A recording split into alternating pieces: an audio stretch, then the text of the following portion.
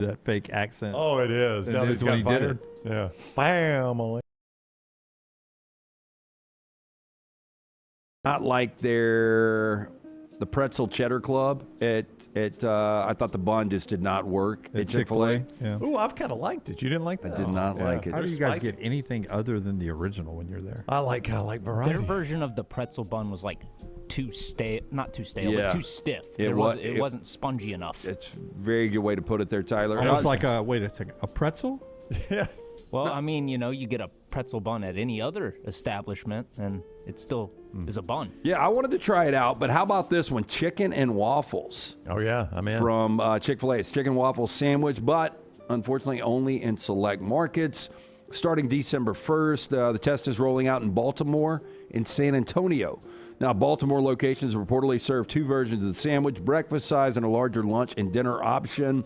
San Antonio's test, they are just going to stick with the breakfast menu. Both will feature Chick-fil-A's signature crispy chicken paired with smoked bacon and warm maple waffles. It looks like a lot, to be honest with you. McDonald's one time had a... Still do. Yeah, the McGriddle. The McGriddle, yeah. Still do. And there was they still got that? And there was I've only had it one time in my life. It was on my golfing trip. It was too sweet. Yeah. My golfing trip, I thought it was, I was like, where's this been my whole life? But I really? haven't gone back one time. So where's it been my whole life, and I've never had it again? Yeah, but I was so hungover. We were going to play golf. Yeah. And and I was like, so I got two of them, and it was the greatest thing ever invented, as some mornings are. Yeah. You know It's what's like, oh my crazy? God. These so like this might come back, because I was talking to a guy in the restaurant business, and there is an algorithm that they use that restaurants do, and they can tell you if there are these 10 items that somebody tries, they will 100% come back for those 10 items. Interesting. Isn't that crazy? We've got an algorithm like that. So they keep track of what I order, and if I try one of those 10 things, or try all 10 of them. Yeah, if you try one of those 10 things, you 10, will I be will come back to order that thing again. Interesting. I'm a creature of habit. I am Like, if too. I Me find too. something I like at a restaurant, I I'm go hard. stuck. I go hard. Me too. Like right now, I told you guys I am skipping going to eat out to go home for these rice bowls. I'm just making it home. Like I had a rotisserie chicken, a little black bean, and a bowl of rice yesterday for lunch. It was hot on a cold day, and it was delicious. You eat it with chopsticks? I did not. No, it was delicious. So I brought up the Fire Stick earlier. Amazon's got a crackdown on Fire Stick privacy. It is escalating as 4 men arrested in the UK over an alleged illegal sports streaming operation generating hundreds of thousands of pounds per year. This sounds It does sound very familiar. weirdly familiar. According to The Athletic, the individuals were detained on suspicion of copyright and money laundering offenses after police carried out raids across 4 properties during the final week of October. Investigators say the case began with one suspect believed to be selling illegal IPTV services. Review of his bank activity linked him to a wider network of resellers operating across the country. That led officers to 3 more men, all suspected of being connected to the same organized crime group. It is funny that I read this, and yesterday had a good long conversation with Tommy Firestick. Yeah. Not his real name, Not right? his real name. Yeah. not his real Don't name. look that up in the phone book. Yeah. Now, each suspect is alleged to have run their own cluster of IPTV sellers beneath them. Early estimates suggest wider operation was pulling in 6-figure annual profits. When you crave activity like we do, you belong in the Roback family. Get the best golf wear, hoodies, and activewear for men and women at Roback.com. Use promo code TNR20 to get 20% off your order. That's Roback.com, promo code TNR20. It's bow time. Tired of choosing between sweet and savory? Why not have both? Introducing Bojangles' new chicken and bowberry waffles. The bold Cajun chicken filet you love, now drizzled with a bowberry honey glaze and sandwiched between 2 warm waffles. Which means your favorite meal of the day just met your new favorite dish. And lucky for you, it's served all day. But it's only here for a limited time, so try chicken and bowberry waffles at Bojangles today. It's bow time. Have you been injured in an 18-wheeler accident, company truck accident, car accident, or work-related accident? Call Alabama's largest personal injury firm. Alexander Shinara Trial Attorneys will fight for every dollar you deserve, and it won't cost you a dime. Trust me. What do you say, man? Call me, Alabama. Call 659-777-7777 or go to Shinara.com. No representation made that the legal services provided are better than legal services provided by other attorneys. Jim Dunaway. Lance Taylor, Ryan Brown. Live from the Birmingham Racecourse Casino Studios, the next round, presented by Bud Light, is on now. All right, live show now on a Thursday. I'm telling you, everyone is excited. There will be 1,755 plus standing room only at Coleman Coliseum tonight. Whoa. 175,000. No, Brownie, the place only holds, 14,000? Oh, it's so dark. I don't know. Yeah. So have you got an official number of actual tickets they sold at SRO? It's standing room only. 175,000 is an exaggeration, Brownie. that would be overflowing at the Rose Bowl. Early in the morning for RB over there. He doesn't get my corny jokes here as we get going for a big basketball game. I thought you said 1,700. I thought you already had an SRO number. 175,000 plus tonight. Alabama, a 4.5-point favorite, surprises a lot of people around the country that number 2 is an underdog. Well, I just think Alabama looked that good. When you go out and you put up, 102, 103 on the road against St. John's and Rick Pitino, typically those defenses are locked down. I mean, Alabama has just looked, and we saw them in preseason against Florida State. I mean, this team is legitimate. When they came out, preseason 15 or 16, Oats thought that they were overlooked. They probably are. I think this number might be a tick high just based on, Purdue the last couple of years, they've beaten Alabama. Now, I think what will be interesting, Trey Kaufman-Wren hasn't played this year, had 26 against Bama last year, the senior forward. Is he going to play? He's going to be dressed. I assume he'll play. This morning, John Rothstein reporting that he will play. He's a 20.6 rebound, double guy. Could be problems for Alabama, but he's expected to play according to John Rothstein of CBS. So, and not even their best player. Braden Smith, best player, senior guard, and then Fletcher Lawyer, another senior guard that went for 30 last week against Evansville. This is, it's funny in basketball. They beat Oakland by 10 and they dropped to number 2. Yeah. Well, I think that had more. It was crazy because it was 36 first place votes for Purdue, 18 first place votes for Houston, but Houston's number 1 playing Auburn this Sunday, by the way, here in Birmingham. And Purdue did drop from the preseason, I guess because of the game or whatever, but they still had so many first place votes. So somebody put them down to 3 or 4 in their ballot that screwed that up. More basketball later in the show, but a big night in Tuscaloosa, 6 o'clock Coleman Coliseum, if you want to be one of the 175,888 on hand in Coleman tonight for that one. And then, of course, down at the Legacy Arena for number 1 Houston and Auburn on Sunday at 2 o'clock. But we jump into football today. Lance may have a play in those games. Basketball tonight, basketball Sunday, lanceslock.com. I actually told Brown, you don't give out your play, but I actually told Brown I think I know the side LT would. I know the side I would be on tonight, getting 4.5 with Braden Smith and Trey Kaufman and them. But go see lanceslock.com, see if he's got a play on that game. It's brought to you by our friends at Hemphill. Hey, 3-1 last night, another winning night in college football. We're 2-0 on the week in college football. I think 6 consecutive winning nights for you at lanceslog.com. We've been killing it. Jump on board. NFL action back, college football, college basketball, NBA. We've got everything coming together tonight. Jump on, free play every single day at lanceslog.com. It is always brought to you by our friends at Hemphill Services. Trust the name. Birmingham has trusted since 1954. For any of your plumbing, heating, cooling issues, any arise in your home or business, call Adam, Chad, Andrew, the guys there. Tell them the next round sent you. Hard to stop a train. For more information, hemphillservices.com. Listen, I've been so blessed. I feel like I've lived, 20 different lives. And there was a time back in the day when it was just Brown and I, and we had a website, dnbradio.com, and I would put together the top 10 reads every day. Brown would do it occasionally if I was on vacation or couldn't do something.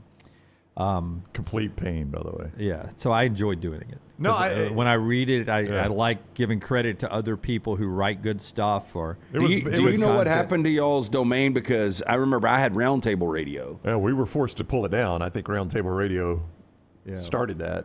Well, no, I mean, we just lost the domain. It was one of those things we forgot to renew it. Oh, I have no idea. Yeah, we stopped paying it. It was gone overnight, and I used to do the same thing. I mean, we did a lot of cool things there. Bro, that was when Cumulus was like, we'd really rather you guys direct them to our website. Hey, I monetized the hell out of mine. So did we. Yeah. So I would do these top 10 reads every day.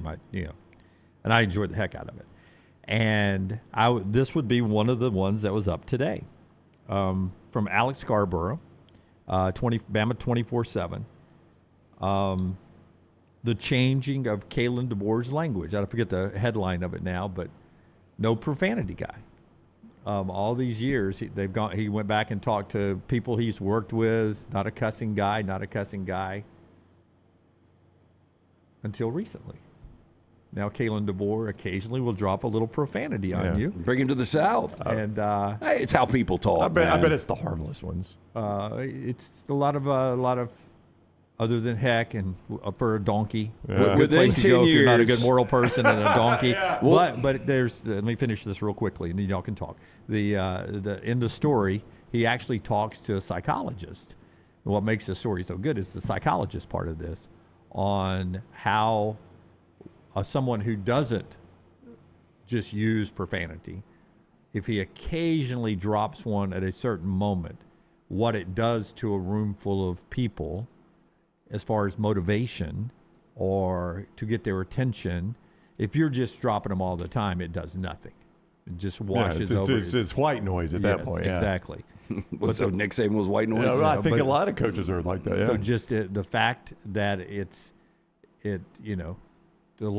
post game Florida State, the Law Monroe, where he banged on the goalpost coming out, those type things, where he said these little things, the psychologist gives you why in the brain it works better that way. It's a really good read. And hearing what other people said about Kalen DeBoer when they coached with him at other stops and how surprised they are now occasionally getting an HE double toothpick out there from Kalen DeBoer. It's really a good read. But you've seen the personality of Kalen DeBoer. You were going to say something. No, I was, the first time we met Kalen, we were at the Alabama facilities. I think it was February of 24. Think that's somewhere right. there. Yeah, that's about right. And I remember asking him because I had read an article on the old play-by-play guy for Sioux Falls. And he said, in all my years, I never heard Kalen DeBoer cuss one time. And he kind of laughed it off. And, he didn't say I never used that kind of language. But you always heard that about DeBoer. And, look, I do agree. I'll never forget the first time I heard Jack cuss. It was on a Ring doorbell. And, I remember you. Yeah, and he got locked out of the house, and it shut. And he went, and he just dropped the biggest F-bomb. And I was like, oh, my God, that's my 14 or 15-year-old kid. I'd never seen that before. So it is different. Like Ryan Grubb, who I see on our screen, I'm sure we're about to play a clip. I think he uses the F word, noun, pronoun, does he? adjective, I think for basically everything. But, yeah, I think with Kalen DeBoer, finally, when it comes out, it probably does wow people a little bit. I think they're beyond just the profanity or not, and this may, it kind of goes hand in hand, Jim. I think there were some people in that program that maybe got in his ear a little bit and were like, maybe the approach, I don't know how to say this. I don't want to say the approach isn't working because they were obviously winning games. They were winning them all like they have this year other than Florida State. But maybe like I don't know if it was that there was still leftover from the Saban era that these guys are going to have to be coached a little bit differently, or if it's just like, maybe this is a different player than you've had before, and they've got to be coached a little differently. To the point that you've started to see those locker room speeches come out, the pregame and the postgame. You mentioned that one. There was one you brought up, a locker room speech, but post-Florida State and some of the meetings after that. Yeah, but then there have been some pregame ones that come out where he's a little more fiery in the pregame. Georgia is one of those. And I think the quote is, sign my ass up. Yeah, I'm told from people around the program that wasn't Kalen DeBoer last year, that he kind of changed his approach in that. And it has been one of the reasons, it's certainly not the only reason, but one of the reasons this Alabama team has played improved football this year is they are responding better to their coach. There's a little more, delivery and response now from this Alabama team. Is it really hell and ass though? I mean, so is it I think he's just gradually going up a little bit? Those are two of the references in there. Alex Scarborough with the story at Bama 24/7. I won't give you the whole column. You can go read it with this stuff there. This is what Alex tweets out with the story. New column on Kalen DeBoer and the science of swearing. Yes, you effing, and he actually types that out or read that right. Sorry, Mom. And That's funny. You can go read that right there. But it's a big game for Alabama this weekend. By the way, they clinch a spot in the SEC championship game if Alabama wins and Georgia and Texas A&M loses. That's a clear clinch. There are other scenarios, and Alabama still has a path, win or lose, to the SEC championship game. But a outright clinch, no bones, regardless of what happens, Alabama's in the SEC championship game, an Alabama win, and a Georgia-Texas A&M loss. From talking to some people that are running, because their job requires them to, running some probabilities for this, your most probable matchups right now are Alabama, Texas A&M, which shouldn't surprise you. They're the undefeated teams at the top of the conference. They both went out. They both went out. It's automatic. And the second most probable one is, you guys ready for this? Alabama, Georgia. Alabama, Georgia. Yeah, When did we say that? I said it a month ago. Like, as crazy as this season's been, I think it's going to end up being Alabama, Georgia. I don't know. I guess it depends on this weekend. I think if Georgia beats Texas, then that's obviously a one-game situation, right? Yeah. Well, I don't know how the tiebreaker works. Do we figured that out? I am told a one-loss tiebreak between Alabama, Georgia, Ole Miss, and I'm told by somebody that runs these probabilities for a living, the Alabama, Georgia, Ole Miss tiebreaker actually favors Georgia.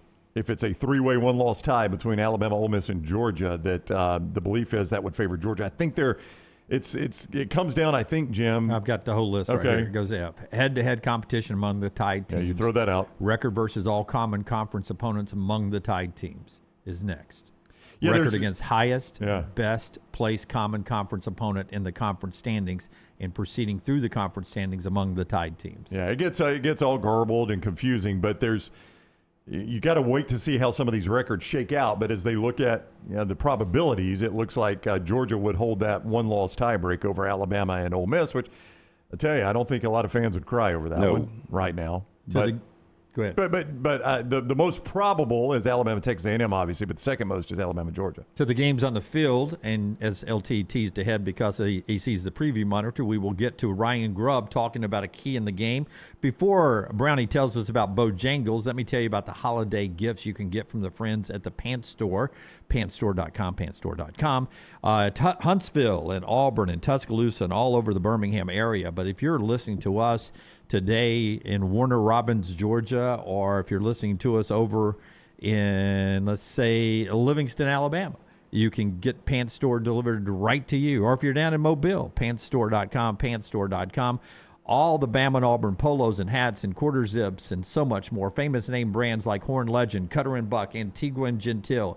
Nothing says War Eagle or Roll Tide like the Pants Store, and they've got the game wear and stylish wear for the ladies as well. The fall boots, the platforms, the sneakers, the rompers, and the dresses with free alterations and free gift wrapping. Right there at the Pants Store, pantstore.com. Hey, Bojangles can be your solution for those tailgate parties at high school or college games, those college football watch parties, or with the holidays coming up, your holiday party. Let Bojangles cater that for you. Their fried chicken, their great chicken tenders, the bow bites, the biscuits, the sides, the dipping sauces, the sweet tea, all right there from our friends at Bojangles. The bow bites, hand-breaded chicken tender bites with that peach honey pepper dipping sauce are fantastic. Get that for lunch or dinner, or plan ahead for your holiday parties or your college football watch parties with Bojangles. Make it bow time. Okay, so close. You heard Klatt talking about it. These guys have talked about it, how close Alabama was on some deep passes against LSU, which would have broke that game open several times throughout that contest. Here's Ryan Grubb on what he wants to see more from the downfield passing game, which could be the key to victory for Alabama Saturday afternoon in Bryant-Denny. Coach, what are some of the strides and steps you want to see your offense take in the downfield passing game? Obviously, the low-hanging fruit there is complete the big open ones, right? And those are things I think there's a little bit of carryover there from the weeks previously, just getting the ball out earlier and on time and making sure that we give our guys a chance to the football down the field. So obviously we had a couple that didn't hit there that would have been big plays that we had guys open on. I think some of those things you can overthink at times where we've seen those guys make those plays a million times out on the practice field. So just getting to a situation where we feel better about when that ball is coming out, staying on time with our footwork's matching the throw, and just staying confident in that process. Yeah, downfield passing game, something that Jalen Milroe was really good at. Ty Simpson, your thoughts on him downfield, 20-plus throws? It seems like he either misses or somebody drops it. I mean, there was a time, I think, that, recently where Alabama would hit one or two of these a game. I can't remember the last time you had a 50-yard-plus passing touchdown. Well, he dropped one down, for me, the near sideline opposite of the TV viewer, so it'd be top of your screen if you're watching. This against LSU? Against LSU. He dropped one. And by dropping, I mean he put one on the money on the near side, or my near sideline, your far sideline watching. Outside the numbers, over a defender, in between two defenders, running down the sidelines. It was a perfect downfield throw for a completion. But as he was saying right there, Ryan Grubb, Brownie, a couple of schemed up plays wide open that were just off the fingertips or just a little overthrown. I think if there's a weakness in Ty Simpson's game, it's his deep ball. And it's again, as you mentioned earlier, it's the exact opposite of what we had last year. That was Jalen Milroe's strength, was the deep ball in the passing game. Simpson from 25 in is maybe as good as anybody in the country. But his deep ball and that was, a couple of weeks ago, and I don't know if I ever circle back to this on the show, but a couple of weeks ago I said I would take Simpson over Julian Sayin. And listen, we're splitting hairs at this point. I'd take either, obviously. But watching the Ohio State-Penn State game, Sayin's deep ball is so good. And I do think that is a place where he probably excels over Ty Simpson. It's something Simpson hasn't done particularly well. To your point, Lance, he's had some drops, to his defense. But I think it's probably the weakest part of his passing game, which Alabama really needs it to heat up, because it is one thing that could at least open up that run game a little bit if you could keep those safeties and linebackers honest with a deep passing game. Yeah, is this right? Lottie Brooks has a 53-yard touchdown and Ryan Williams has a 75-yard touchdown. Are those the only two more than 50-yard touchdown passes? Only ones I can think of. I mean, I don't have those numbers in front of me. Because I wouldn't be surprised if that's true. I mean, back in the Tua Mack, Bryce Young days, that was one of those a game. Yeah, doesn't always have to be a touchdown. To your point, like Lottie had a 53-yard reception, which may be the one he was talking about. Touchdown. Yeah, Lottie, it was a 53-yard reception in that drive right before halftime against LSU. That ends up probably being maybe the biggest play in the game. Speaking of Bama and LSU, most watched team in college football again this past week, Alabama. They end up winning the TV ratings, even with the YouTube dispute. Over 7 million, close to 8 million people, or 7.5 million, on ABC watching LSU and Alabama, most watched college football game. Fox got a good one in Indiana, Penn State. Oregon, Iowa, CBS in the top three at 5.4. A&M, Missouri was fourth, 4.9. BYU, Texas Tech, right there, non-brand, if you will, fifth in the TV ratings.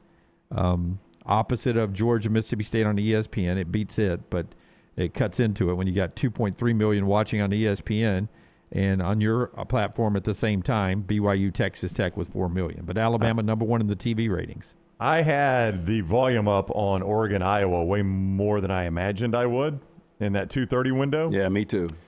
And Lance, it just reminded me of how far we have come as SEC football fans, not to have to listen to Gary Danielson anymore. That was brutal. Did you like the camera work, though, and the replays and the 56 cameras they used for the game? People make a big deal about that, but I really don't notice that big a difference between that and ESPN. But what I do know a difference is ESPN doesn't give me Gary Danielson. I'd forgotten how bad it was, to be honest with you. CBS doesn't next year either. It's his he's retiring, and he needs to. He needs to. Gary's had a tremendous career, but man, it was. He got hung up on Dan Lanning challenging a play before the half, which Dan did not challenge, by the way. If you would just watch your own replays, it shows you Dan didn't challenge it. And so the play is upheld or overturned or whatever, and Danielson goes on and on about how big a risk that was because he could have lost a timeout. And you're like, Dan, they didn't challenge it. So then I come back at the end of the game, or this is right after that. I come back at the end of the game, and he's like, remember now how big it is they've got this timeout that Dan Lanning saved on that challenge. I'm like, oh, my God, Gary. It's been an entire half. Somebody tell the man he didn't challenge the play.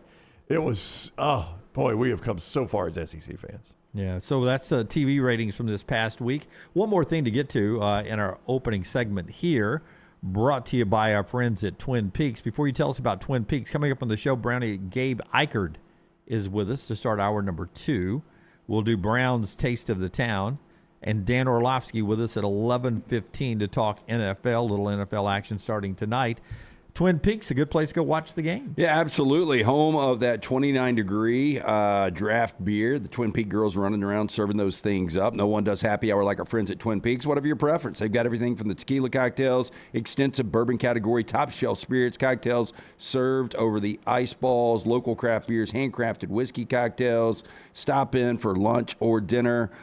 They've got all the games on, including National Football League tonight, college football, college basketball, everything right there. Lunch or dinner, our friends at Twin Peaks. You get the Jets and the Patriots tonight. The Patriots a 13.5-point favorite at home. 2-7 Jets, 8-2 Patriots. Drake May, MVP. You think he sticks the landing? Is he your MVP? No. And I'm not being biased. I mean, Matt Stafford's playing better than any quarterback in the league. He's got 24 touchdowns, 2 interceptions. Drake May has been fantastic. A lot of people talk about the competition.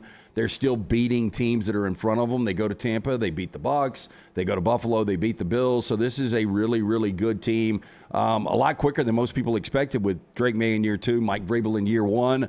But one of the big keys has been best run defense in the NFL. They're only giving up 79 yards per game on the ground. That is less than the Oklahoma Sooners are giving up on the ground. I was just saying something.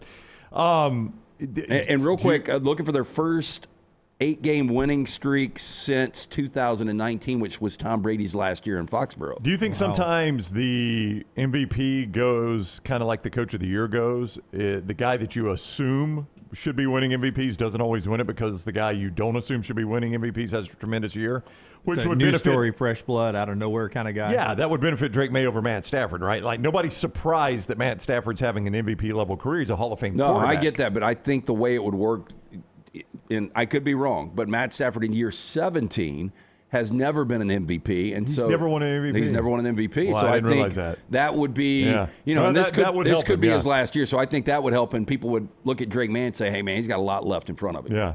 Okay, yeah, I can see that side of it too. But the way he's played has been tremendous. Oh, and yeah. Very surprising. I did not know you would get this out of Drake May. And just shows you what a crapshoot drafting quarterback is in the NFL. Did anybody think, boy, that is a tremendous pick by the Patriots getting Drake it was May? so predictable going into the season. It seemed like Lamar Jackson, Josh Allen, Pat Mahomes, maybe Joe Burrow if he stays healthy.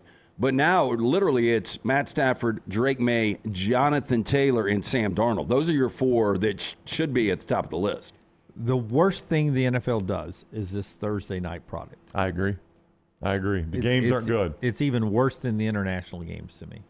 I don't know if I'll go. That's a bridge too far for me. I don't like the Thursday night product, but I hate the international games. The Thursday night's not going anywhere, and neither is the international games. So they're trying to get to 16 total. It'll go to 10 next year, and they're trying to get to 16. By the way, what does that tell you?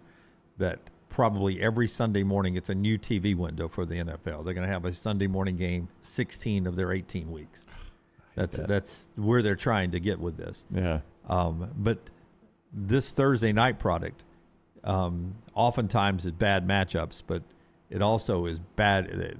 The quality of play on Thursday night games is inferior to the quality of play you get on Sunday and Monday nights. I agree. I mean, Sunday NFL games are so physical, and if you're the team that has to travel on Thursday, you play a Sunday home game. At least you do get a home game on Sunday. I don't think you ever have to travel back to back on a Sunday and Thursday, if I'm not mistaken. I think that's part of the agreement. So you're coming off a home game. You got to have Monday off to recover. Tuesday, you cram everything into one practice, and then Wednesday you're traveling. Yep. I mean, why do you expect it to be good? I mean, they've had one day to prepare for this game. And these are pros. I mean, they're the best of the best, but, they're normally getting 4 or 5 days to prepare for a game. You're asking them to do it basically in one day now. Tackling, penalties. Yeah. It's just injuries, guys don't have time to recover. Yeah, I think they hate the front side of it, all the players, but they love having that weekend off. It's almost like an side. extra bye week. Yeah, I mean, you get a long week, especially if you've got a Monday night football game following a Thursday night game. That is huge. I mean, you get even more time. Yeah, I think it's almost a 50-50 split on players that like the Thursday night games. The international, it's 100% they all hate it. But I'm with Dunaway as a fan. I've had a tough time getting in on these Thursday night games. I mean, my team played one a couple of weeks ago against Baltimore. And I don't know. And I'll tell you the other thing is I feel like, I don't know why we're doing this, But we continue to rob the early Sunday window to expand all these games, and the early Sunday window is taking a hit because of that. I mean, think about that. The Thursday game and the early European game primarily were in the early window on Sunday. It's 2 more games, right, to choose from that could be good games. And that is one thing that sets the NFL apart from a lot of these sports is the parity gives us a lot of one-possession games.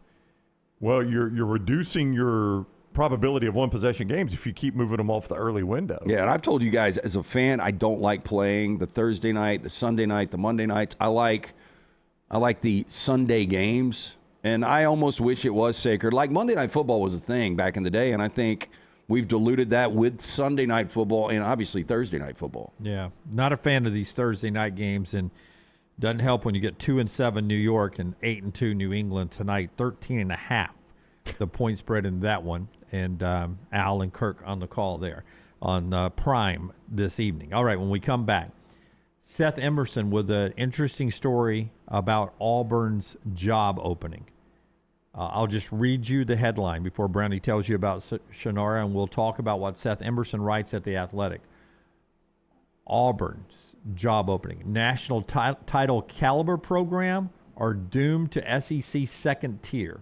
Ouch. Seem to be at a crossroad. That's from Seth Emerson. We talk about that story and the Auburn opening when we come back. Brownie, Alexander Shannara. Yeah, Alexander Shannara Trial Attorneys. It is a national firm with Southern roots. They are headquartered right here in Birmingham. Why? Because that's Alexander Shannara's hometown, man. He was born here, raised here, and wanted to build his practice here. He's done just that. 24 years they've been in Birmingham. They've grown to more than 150 lawyers, supported by more than 500 dedicated team members, and they have recovered more than $2 billion, maintaining Alexander's core values: integrity, mastery, passion, and success. When you find yourself in need of a lawyer, call the Alexander Shannara Trial Attorneys. You pay nothing unless they win your case, not a dime. Shannara.com, Shannara.com. Follow Dunaway on Twitter and Instagram at Jim Dunaway.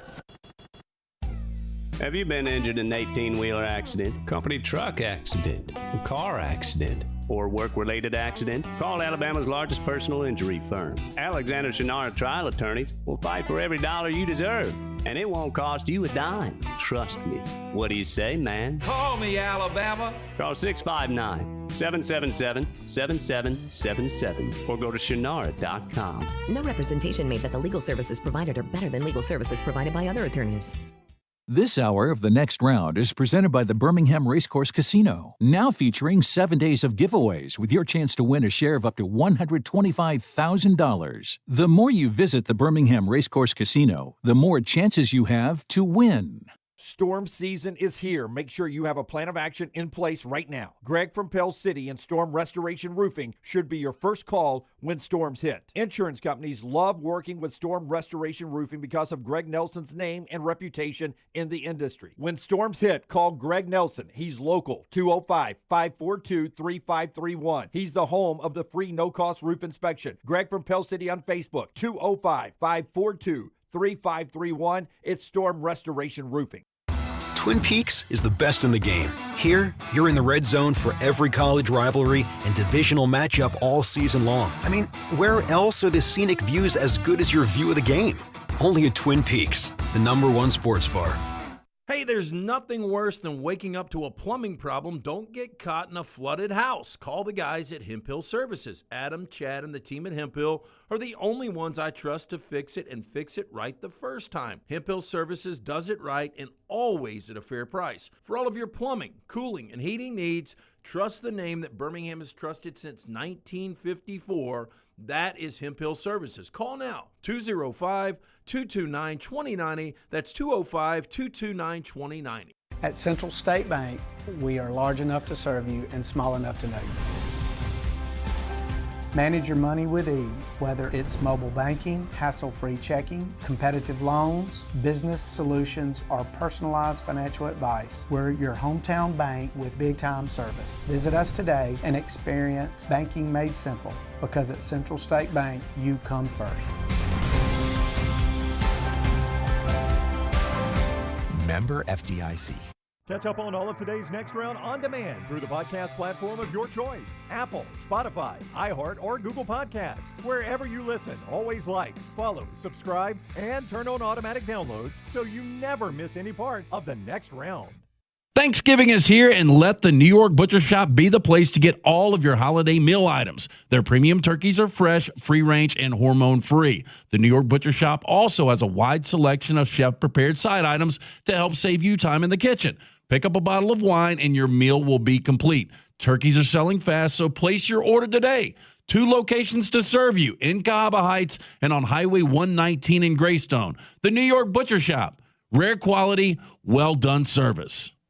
Get all your favorite Next Round gear all in one place, nextround.store. From our Next Round hats to the logo tees to the all-time best-selling Y'all Can Have the Rest shirt, you can look your best by shopping with us at nextround.store. Take the Next Round anywhere with nextround.store. It's bow time. Tired of choosing between sweet and savory? Why not have both? Introducing Bojangles' new chicken and bowberry waffles. The bold Cajun chicken filet you love, now drizzled with a bowberry honey glaze and sandwiched between 2 warm waffles. Which means your favorite meal of the day just met your new favorite dish. And lucky for you, it's served all day. But it's only here for a limited time, so try chicken and bowberry waffles at Bojangles today. It's bow time.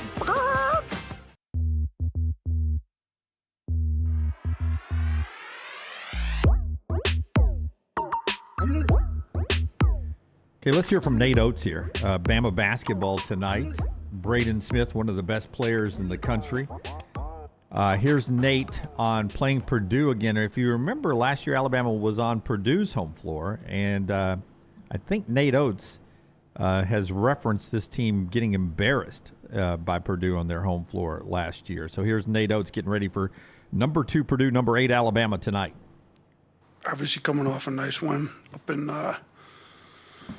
New York at the Garden against St. John's. I told our guys it was, it was tough. It's hard fought. It's a really good team. They're hard playing. So, we that win will always be with us at the end of the year. But it's kind of a pointless win if we don't come in and play well tomorrow night against Purdue. And we have not played great against Purdue the last 2 years. We're 0-2 against them. We've got our hands full tomorrow night.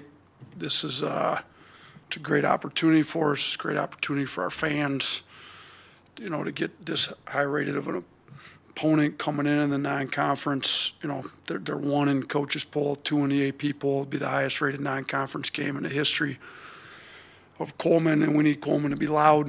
We need our fans to prove that this can be one of the toughest places to play in the country, and we have been that.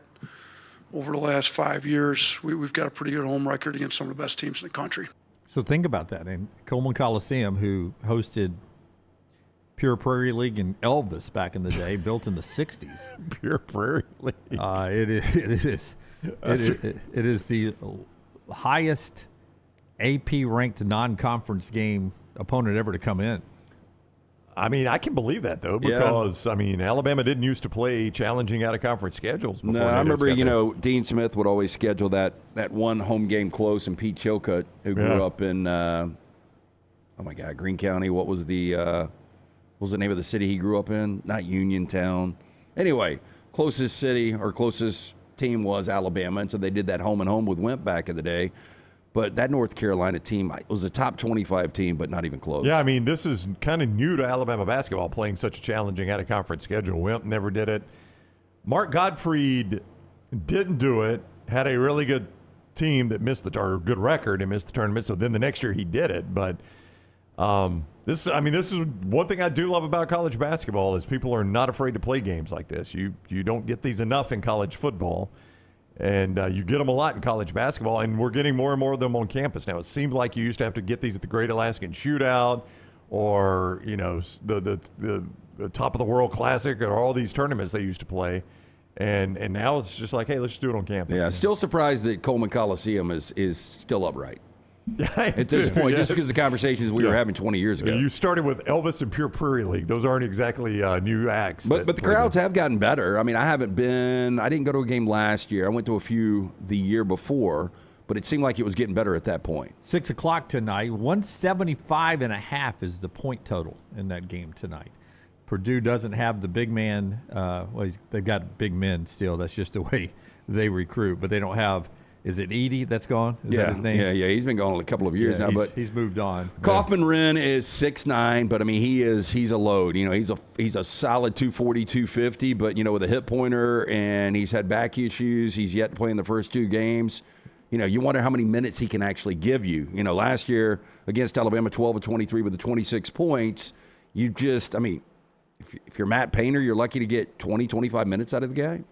Gutter Cap brings you part of the show today, and we'll have a reaction to Purdue and Alabama coming up tomorrow. Gutter Cap can keep you from having to react to these fall leaves every year. One more clean, and then cap it forever. Yeah, cap it, don't snap it. Gutter Cap is a patented aluminum cover system. It fits over most existing gutters. It will keep everything out but the rainwater. You need to keep those gutters clean and free-flowing. The answer is Gutter Cap. The last thing you want to do is the dirty, dangerous job that is cleaning the gutters out. You get on the roof, you slip, you fall, snap the neck and die. No good to the wife or kids. Cap it, don't snap it. 205-823-2212 or guttercapbirmingham.com. All right, so here's an awkward moment in the news conference with Billy Gonzalez, interim coach at Florida, with the carousel going around, right? The coaching carousel. You tell me if this is a fair question to interim coach Billy Gonzalez. He gets asked if Lane Kiffin would be a good fit at Florida. Hey, guy, you're about to lose your job. You think Lane Kiffin would fit in here? Here, listen in. Different regimes. Do you think he would fit? I mean, he's got a little bit of a swagger, wears his visor because of Spurrier. Do you feel like that's offensive-minded coach? Is that what this program needs, wants? I probably shouldn't even answer those questions, to be honest with you. But I think he's a really good football coach. He's a really good football coach. There's a lot of really good football coaches. He is definitely one of them. Yeah. Good for him to answer it very nicely diplomatic there. as you could be. Of course, he would sound like such a dick if he was like, I can't believe you would ask me that, because there is zero chance. You can do 1,000 candidates, and he's not going to be on that list. There is no Billy Gonzalez line. Like we've talked about a DJ Durkin line, or I can't remember the line we had yesterday. There is no Billy Gonzalez line. You're right. There's not. That ain't happening. Well, the question is, is he even part of the staff, of the next staff? I mean, he could have answered, listen, I'm out of work. The guys I'm working with right now, we're trying to finish the season, maybe beat rival Florida State at the end for the Florida fans. I don't have a job next year. Yeah. And you want to ask me about the guy who's going to come here and take all of our jobs? He would have looked horrible doing that, too. I thought he handled it really well. He could have gone the other way, too. And look, man, I'm intrigued by Lane. Yeah. Always kind of wanted to work with Lane. Would love to work with him. I know how the recruiting works down here, and I think he could recruit well down here because I know all these coaches. And trust me, I've already sent Lane my resume. Yeah. Billy Gonzalez having a tough job to finish there. How tough is the Auburn job? Brought to you by our friends at Central State Bank, the Seth Emerson story. We discuss that right now. It is a bank that is small enough to know you, but big enough to meet every single need that you have. They've got the tools, the team, and the personal touch to help you win. It's Central State Bank, whether you're chasing dreams, just building a business. Those could be both, by the way. More than 100 years of service, large enough to serve you, small enough to know you, rooted in community, driven by relationships. It is Central State Bank, member FDIC. Hey, Seth Emerson writes the story at The Athletic on the Auburn search this week. Auburn, a national title caliber program, are doomed to the SEC second tier, which would have you 9 through 16, second tier of a 16-team league. Before we get into this, I want to make a point that Bobby Lauder, and Seth references this in his stories, last year on the Board of Trustees at Auburn. Bobby Lauder is a big-time booster, financial guy, really, really good businessman. The business school is named after him, I believe, or at least a building down there, at least one of them. His last year on the Auburn Board of Trustees was 2012.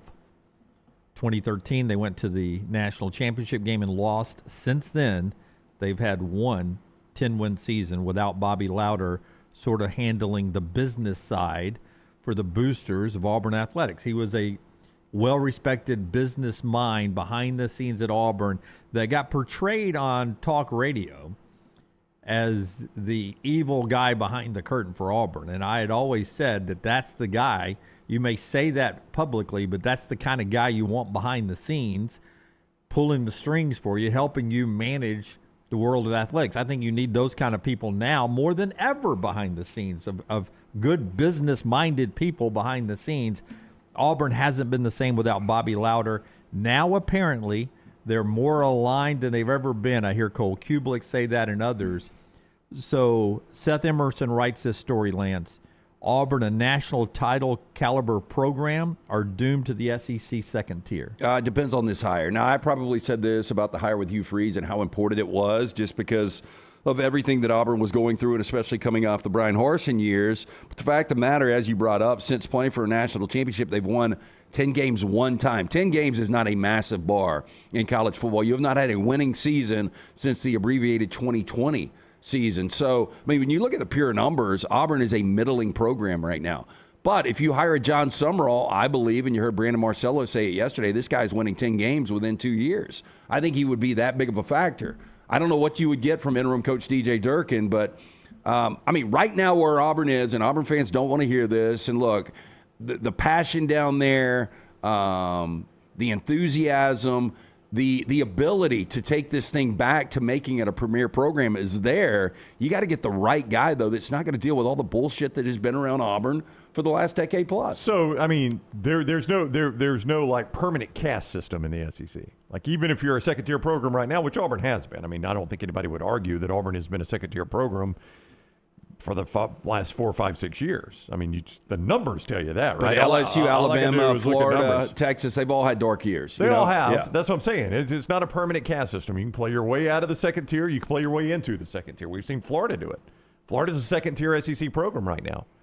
They haven't historically been that, at least over the last 30 years, but that's where they are right now. So if we could approach it this way, I'd like to ask you guys, I'm just going to start reading teams. You tell me, just tell me, who do you think more often than not you're going to find in the top tier of the SEC? Alabama, right? Yeah. Georgia? Mm-hmm. Texas? Mm-hmm. Go ahead and bracket Oklahoma with Texas. Oklahoma? More often than not. I'm not saying they're there every year, but more often than not, you'll say that's a top-tier SEC program. They've been good every decade since the 50s. Yep. Texas A&M, you ready to put them there? I am with Elko. Yeah. Okay, that's fine. I mean, I would be shocked if Elko has 7 and 5 seasons. Yeah, it's about financing to me, and I would put Texas A&M in it. Yeah. Tennessee with Heupel, yeah. Financing, I'm gonna put Tennessee. Okay. Tennessee's closer to that 8-9 line than anybody you named so far. I guess it's to 6. LSU's more often than not. That's 7. Yeah. Florida.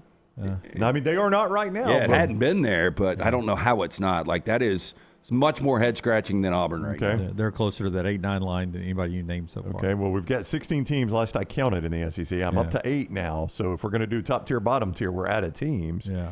But the point there is, Florida, you can't say that they are there right now. I don't know who the other team Ole Miss is the team you'd put in there right now. Yeah, look, and I know you keep saying financing, and that is super important, but I think obviously who you've got right now, and it's like a proven track record of success. Like, if Lane Kiffin stays at Ole Miss, they're going to stay there. Yeah, if Eli Drinkwitz stays at Missouri, I think they're going to stay there. Elko at A&M, I think that, obviously they go hand in hand. That's why John Cohen and them pulled the trigger when they did, because as John Cohen said in his news conference, time for being patient is over. We've got to get this right, is Lance, the words he just used recently. And that's when you look at recent years, how bad have the decisions been, not just by the administrators in hiring the wrong coach in Harsin, maybe letting Malzahn stay too long, Harsin, Hugh Freeze, but those coaching decisions. They let Bo Nix walk out the door. They couldn't get the quarterback right under Hugh Freeze.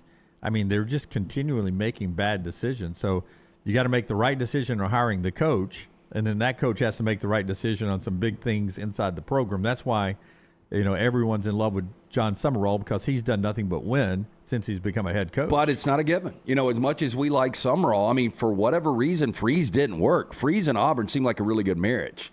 I don't know how you guys feel about that now. I just always thought that was going to work. And then even a bigger example is Brian Kelly, LSU. Say what you want about the culture, and it was weird that he came down. They said the same thing about Nick Saban when he took that job. Brian Kelly won absolutely everywhere at an elite level, and he couldn't do it at LSU. So, I don't think anything's a given in today's college football.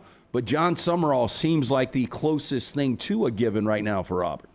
Yeah, interesting read if you have a subscription at The Athletic. Seth Emerson writes it about Auburn's search and where they are.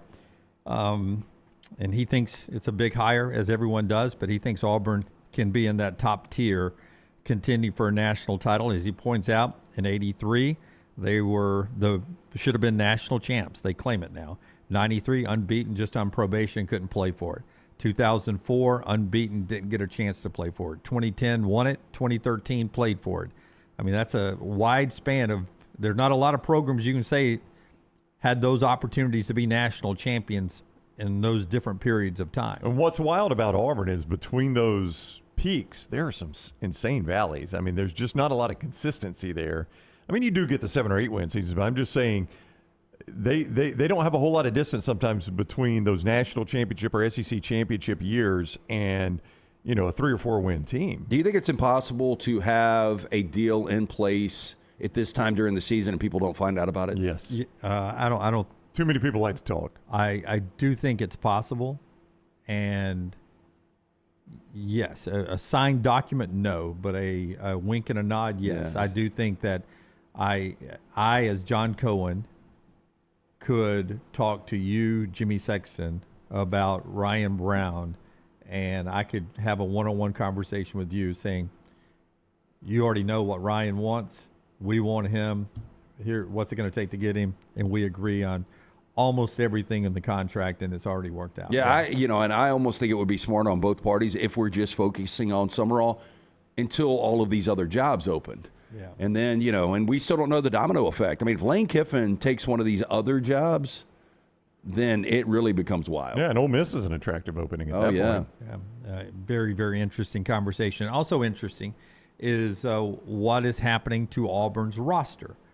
DJ Durkin said it after the close loss at Vandy, where he talked about his guys, the Auburn players, fighting through all the noise, losing a coach, and then he talked about other coaches and programs are hitting up that locker room, hitting up the players, and they're having to fight through that noise to play the game they played in Nashville. So DJ Durkin gets the opportunity to be on the SEC teleconference yesterday, as all the head coaches are there, even the interims, and he gets asked about his comments after the game about other coaches reaching out to the Auburn players. Here's DJ Durkin. I saw your post-game press conference after the game. Is it fair to say that there was maybe a little bit more than usual, given, I'm guessing, because there's only one portal period, that more people are reaching out to these players after what happened for this team this year, Coach? Yeah, I think like a lot of things, right, every year things get more accelerated and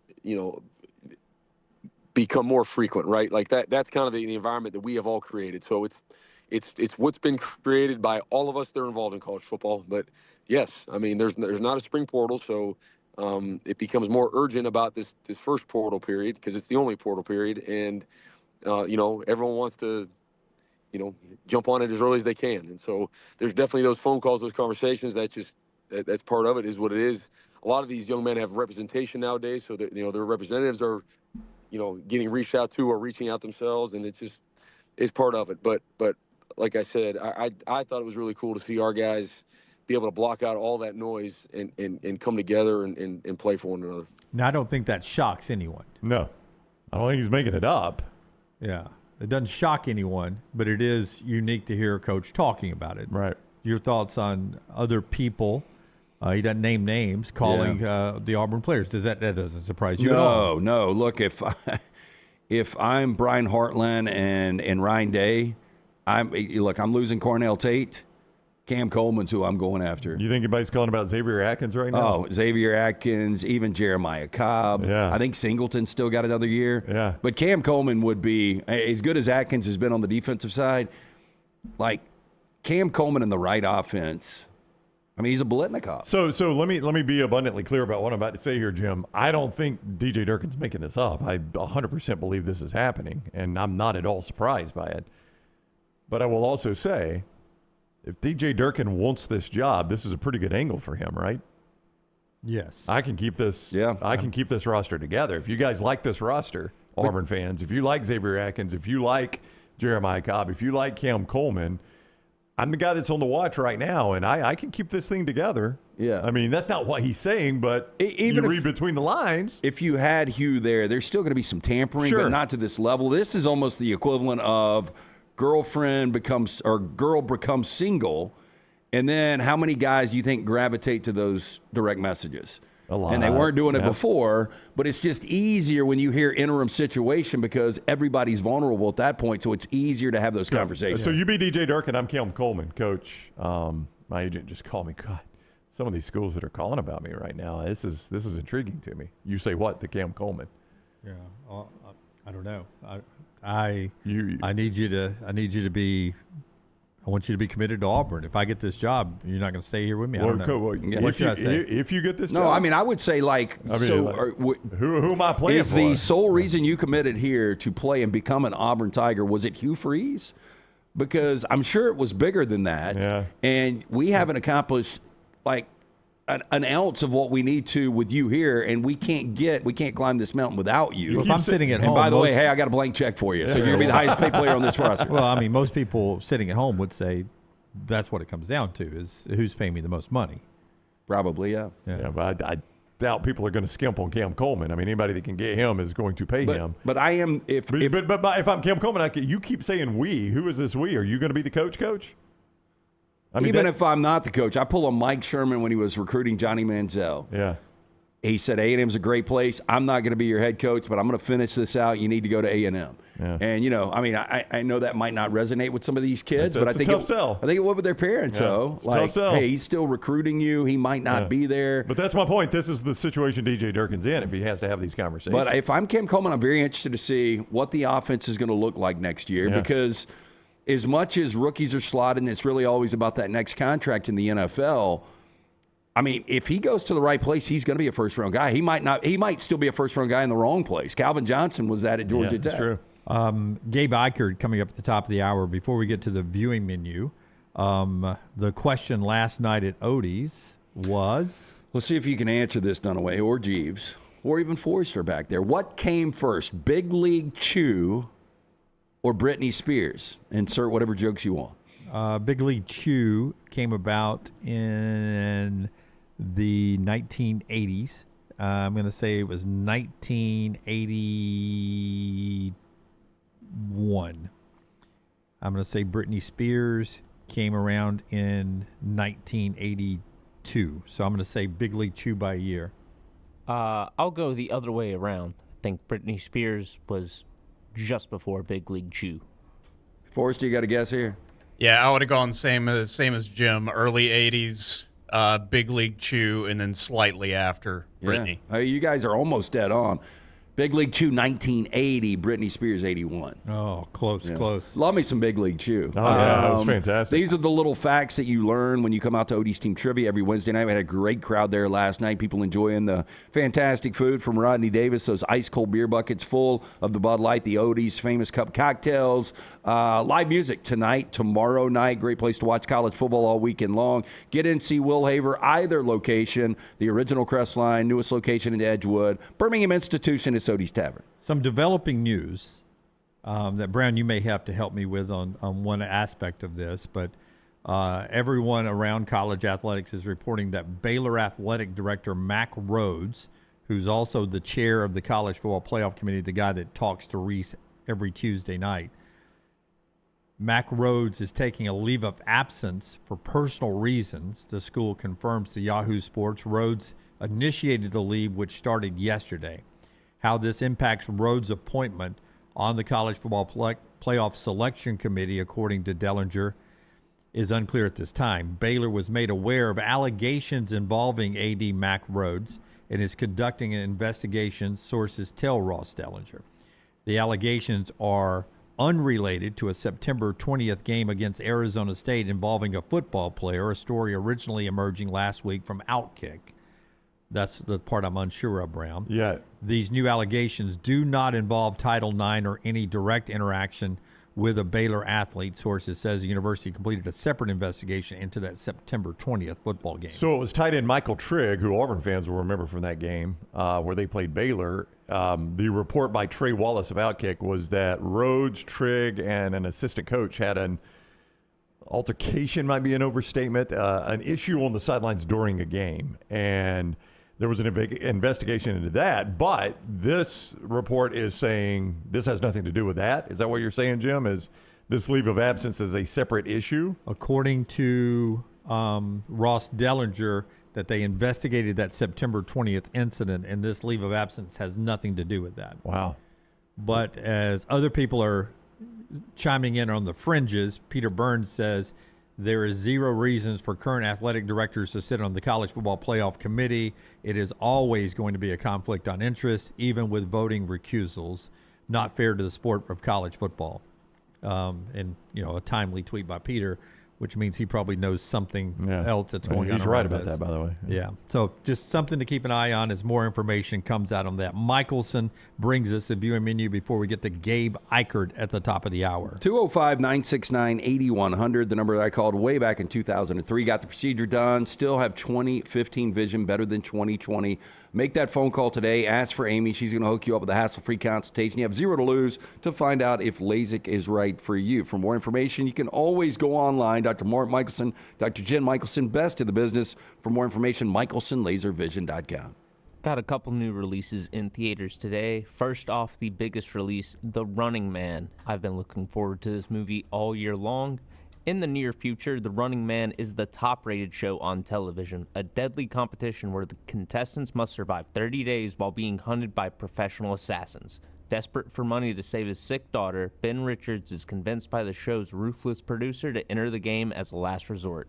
And the cast includes Glenn Powell as the lead, Josh Brolin, Coleman Domingo, Michael Cera, and William H. Macy. Is this the first remake of this or the third remake? It's the first remake. Yeah, so Schwarzenegger in the original one. I started it for the boys like 3 or 4 weeks ago, and it was a late Saturday night, and we didn't finish it. I saw it a bunch as a kid. I don't know if you guys ever saw it. I've never seen The Running Man, yeah. Yeah, I'm excited about this one. This one actually looks a lot better than the original. Yeah, the previews look good. Yeah, it's directed by Edgar Wright, who also did Ant-Man, Baby Driver, and Scott Pilgrim versus the World. So if you like that style of filmmaking, you'll probably enjoy The Running Man. Baby Driver, really good. Yes. It seemed like Running Man, and there was a movie back in the 70s, I think, Thunderball? James Caan, Thunderball. Yeah. Or I was going to say Rollerball, but it was Thunderball.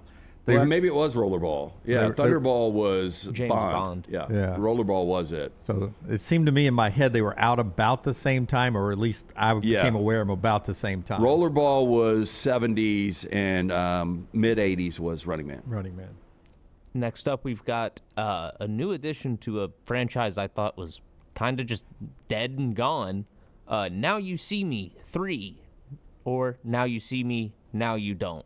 I thought they were going to use that title for the sequel, but they decided to bring it back for part 3.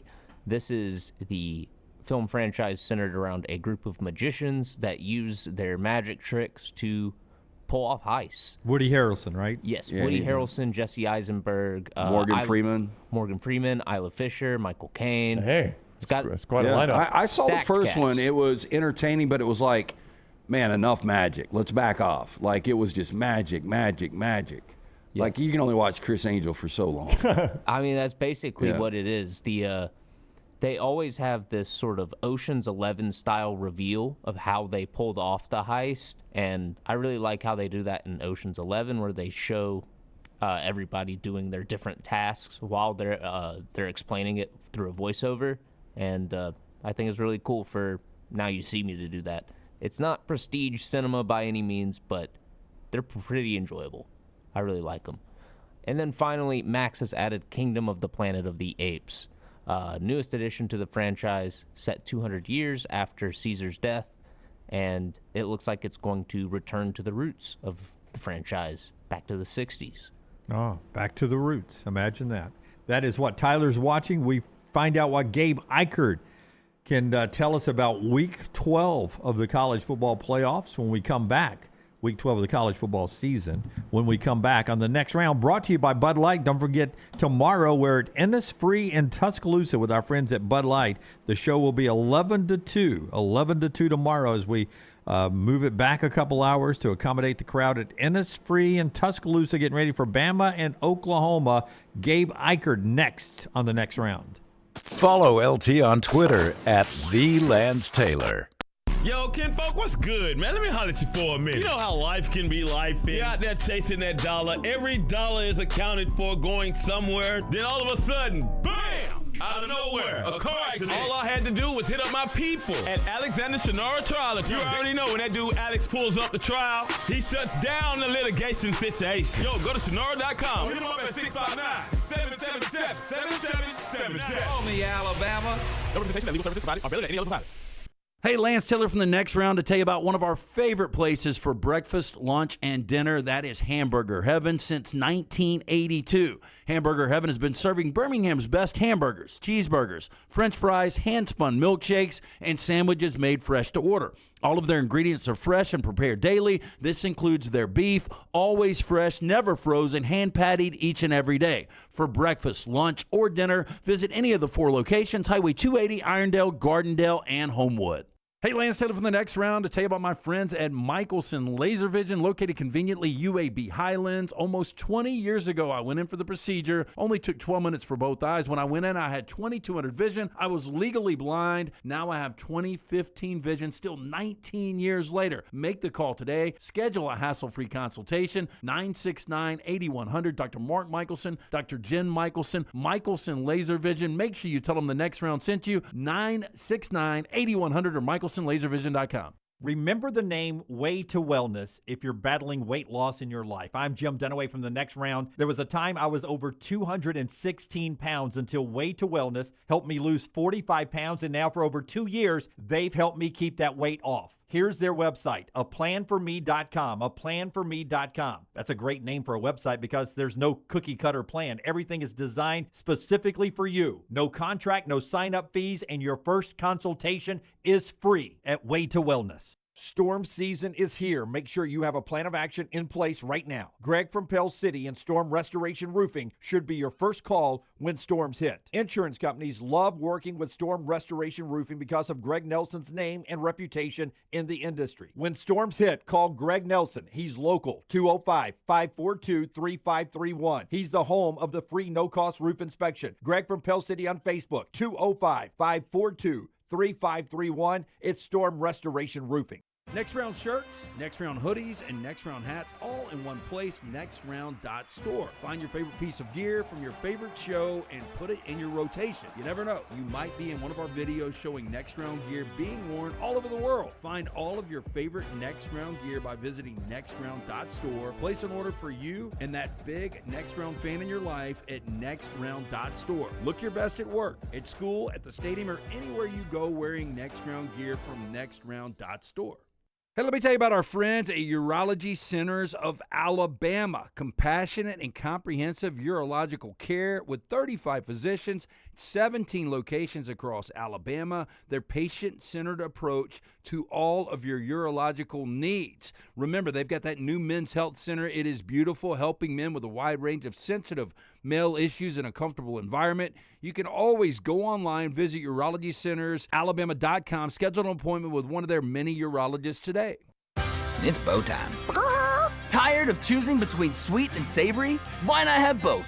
Introducing Bojangles' new chicken and bowberry waffles. The bold Cajun chicken filet you love, now drizzled with a bowberry honey glaze and sandwiched between 2 warm waffles. Which means your favorite meal of the day just met your new favorite dish. And lucky for you, it's served all day. But it's only here for a limited time, so try chicken and bowberry waffles at Bojangles today. It's bow time. Jim Dunaway, Lance Taylor, Ryan Brown. Live from the Birmingham Racecourse Casino Studios, the next round, presented by Bud Light, is on now. Troy and Old Dominion tonight, 6:30 ESPN. A little Fun Belt action in the middle of the week. Basketball tonight in Tuscaloosa, number 2 Purdue, an underdog to number 8 Alabama, 4.5-point tied favorite in that one, 6 o'clock at Coleman. And then Saturday with Oklahoma in town, Alabama 6.5-point favorite against the Sooners in football. We're about to talk to a guy that knows them well as we go to Gabe Ikard. If you've not checked out Alabama Power's new customer tools yet, you are missing out. They're free, they are easy to use, and they are here to help you save money and better manage your electrical service. Rate Advisor, like a matchmaker for your rate plan. Bill Explainer helps you understand everything in your bill. And Energy Assistant, connecting customers with savings programs and financial resources when they need it most. Check out all 3 tools right now at alabamapower.com, alabamapower.com. Gabe Ikard, former All-American for the Oklahoma Sooners, and he is part of the #1 Oklahoma Sooner podcast in all of America, and he's with us now. What is up, Gabe? How are you? Doing very well, gentlemen. It is a rather big weekend for Oklahoma football, so very excited to be with you guys and talk about what is probably the biggest game in the Brent Venables era at Oklahoma. Well, that's a lot of pressure right there. But I think you're right. The Oklahoma Breakdown is the name of the podcast, at OK_breakdown if you want to see more. He and Teddy Lehman doing it. I mean, it's hard to avoid that. I mean, this is a do-or-die game in terms of playoffs, and we were discussing this yesterday. The clock is ticking on any coach at a major program that hasn't made the college football playoffs in 3-4 years. So for Brent Venables, I mean, that clock is going to start ticking very loudly if you can't find a way to get there. Yeah, I think that when you look at what's going on with the coaching carousel this season, it's pretty crazy, and you see all these big jobs opening.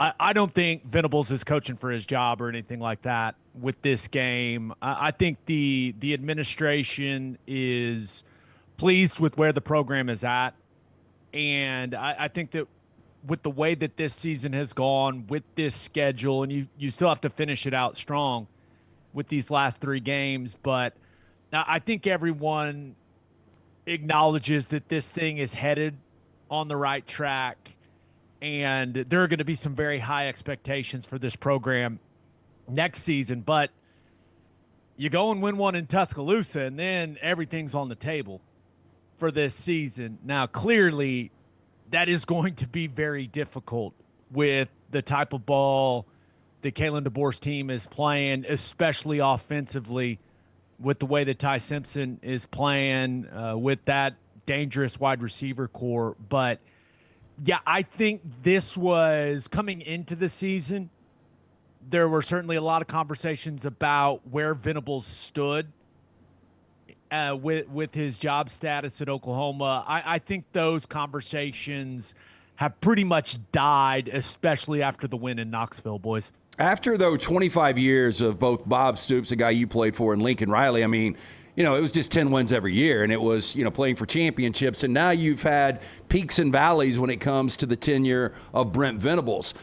Fan approval, it really doesn't mean much unless fans stop showing up, and I know Oklahoma's a long way from that. But twofold, what do you think the fan approval is right now for Venables, and what do you think the travel party will look like this weekend coming to Tuscaloosa? A lot of OU fans are excited to make the trip. So there were a lot of OU fans in Knoxville for that game, and we typically travel very, very well. And you got to remember, OU hasn't played in Tuscaloosa since 2003.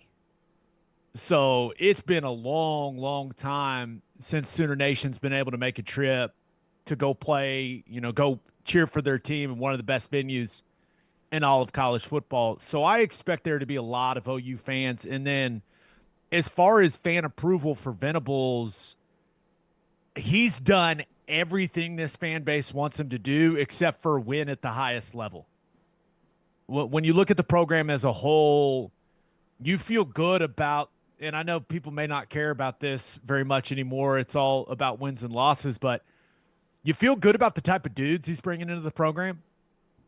The character that these young men that are representing the fan base have, that's been a strong point for Venables. Now, the 2 losing seasons, that's not going to fly at a place like Oklahoma, and no one knows better than BV when it comes to that.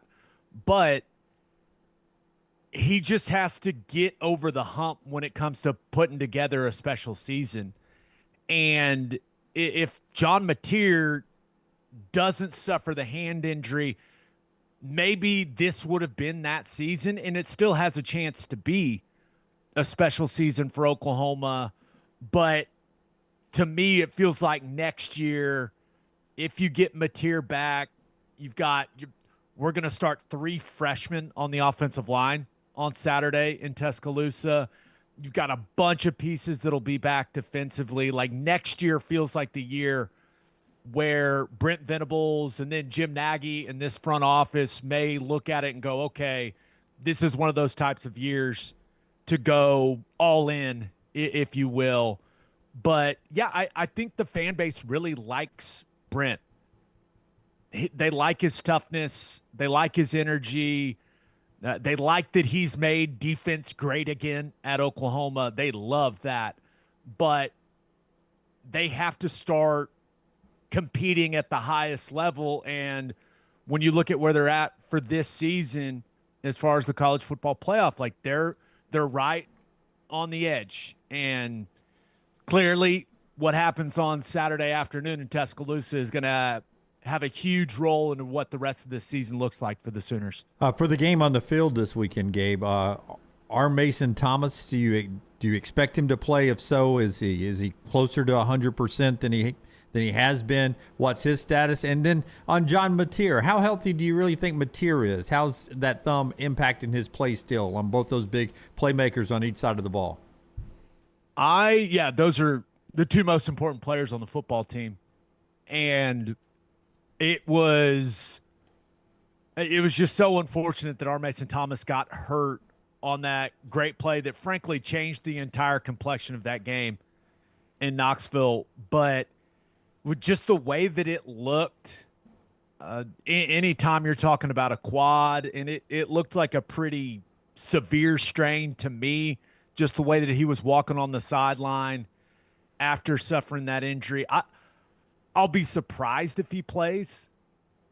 With that being said, OU feels good about their depth at the edge spot.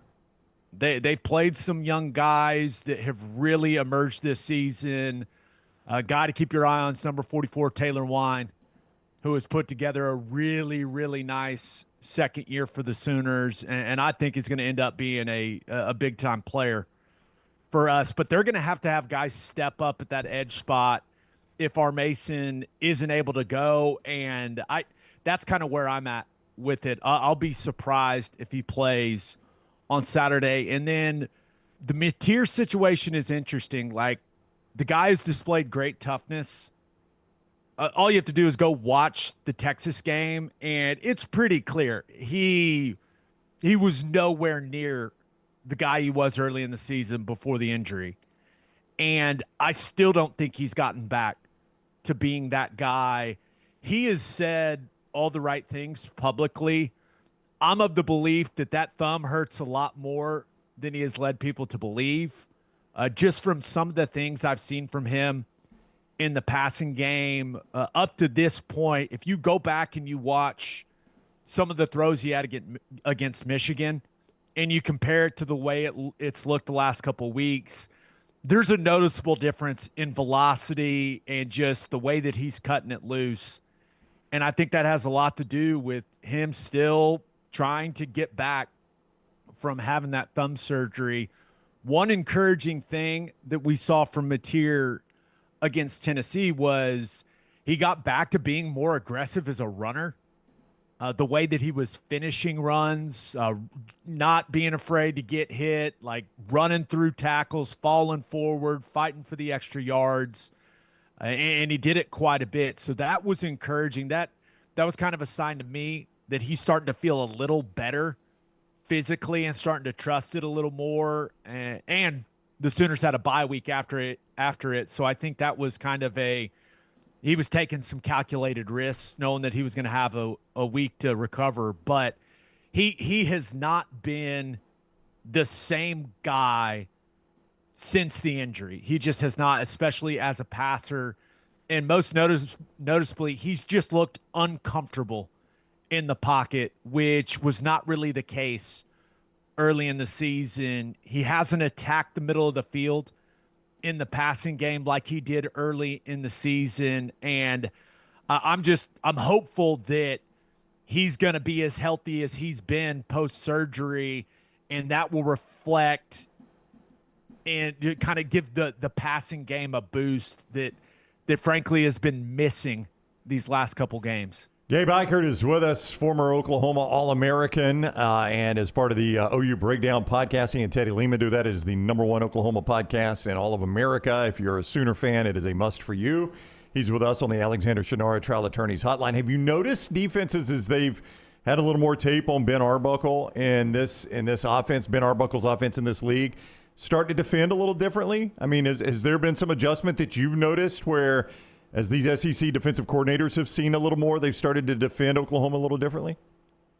There's always going to be adjustments, right? And frankly, I think Ben Arbuckle has done a really good job.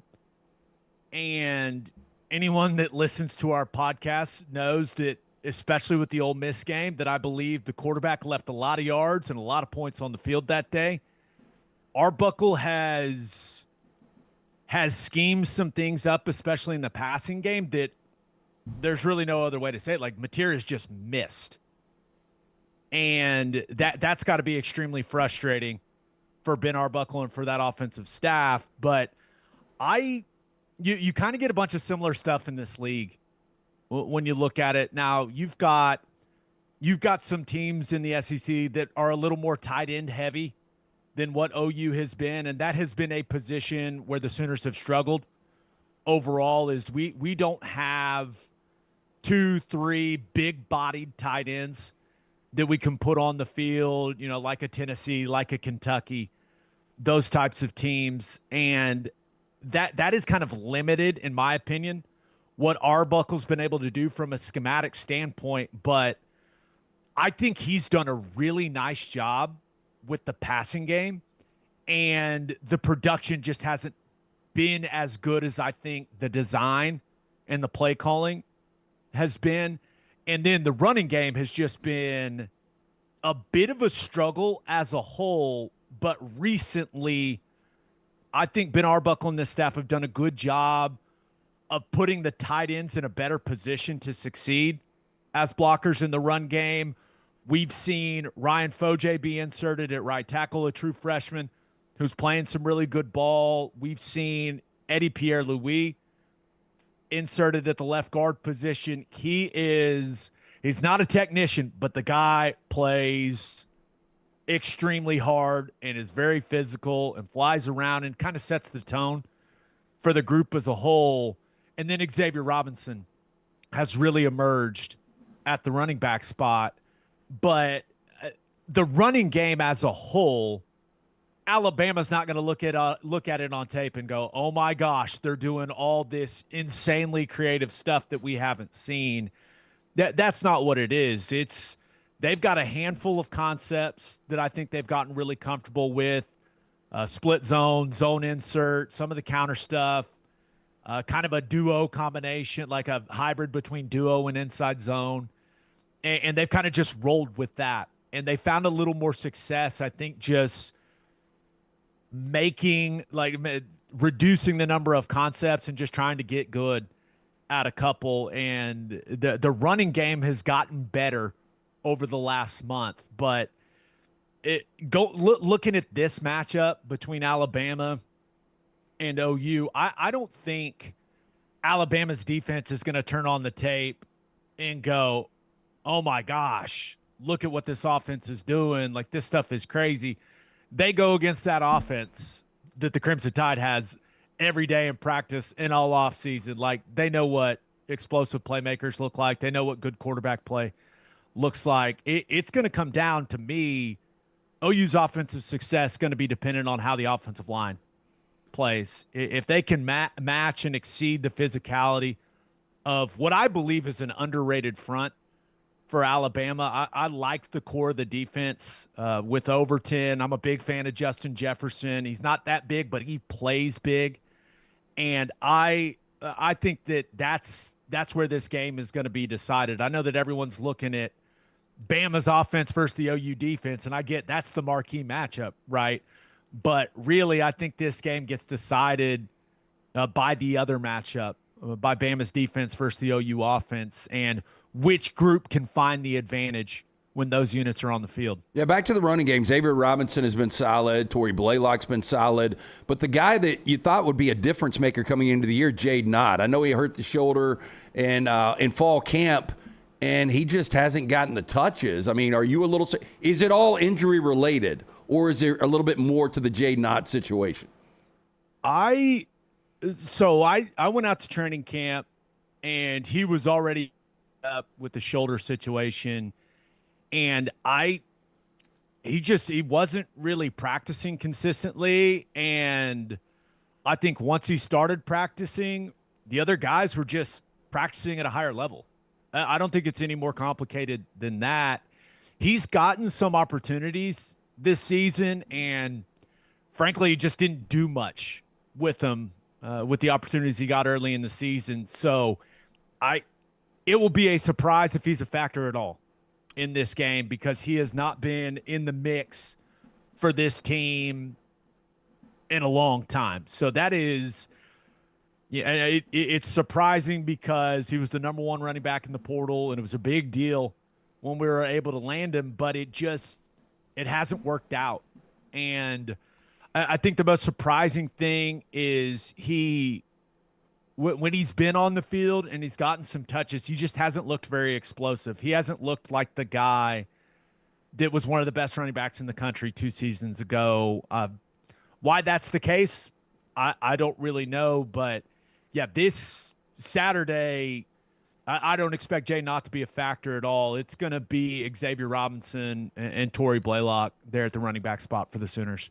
You can follow Gabe on social media at Gabe Ikard. OU Breakdown, Oklahoma Breakdown is the podcast he and Teddy Lehman do to Oklahoma greats on that podcast. #1 podcast for Oklahoma Sooner sports in all of America if you're a Sooner fan. Gabe, enjoy your trip to Tuscaloosa, man. We appreciate the time.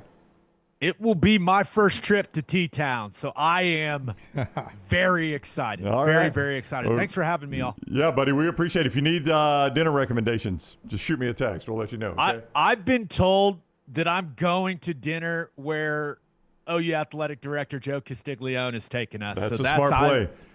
It's called like the Club or something. We're staying in Birmingham. Capstone Club. Oh, you're going to Birmingham. The Club. Great view.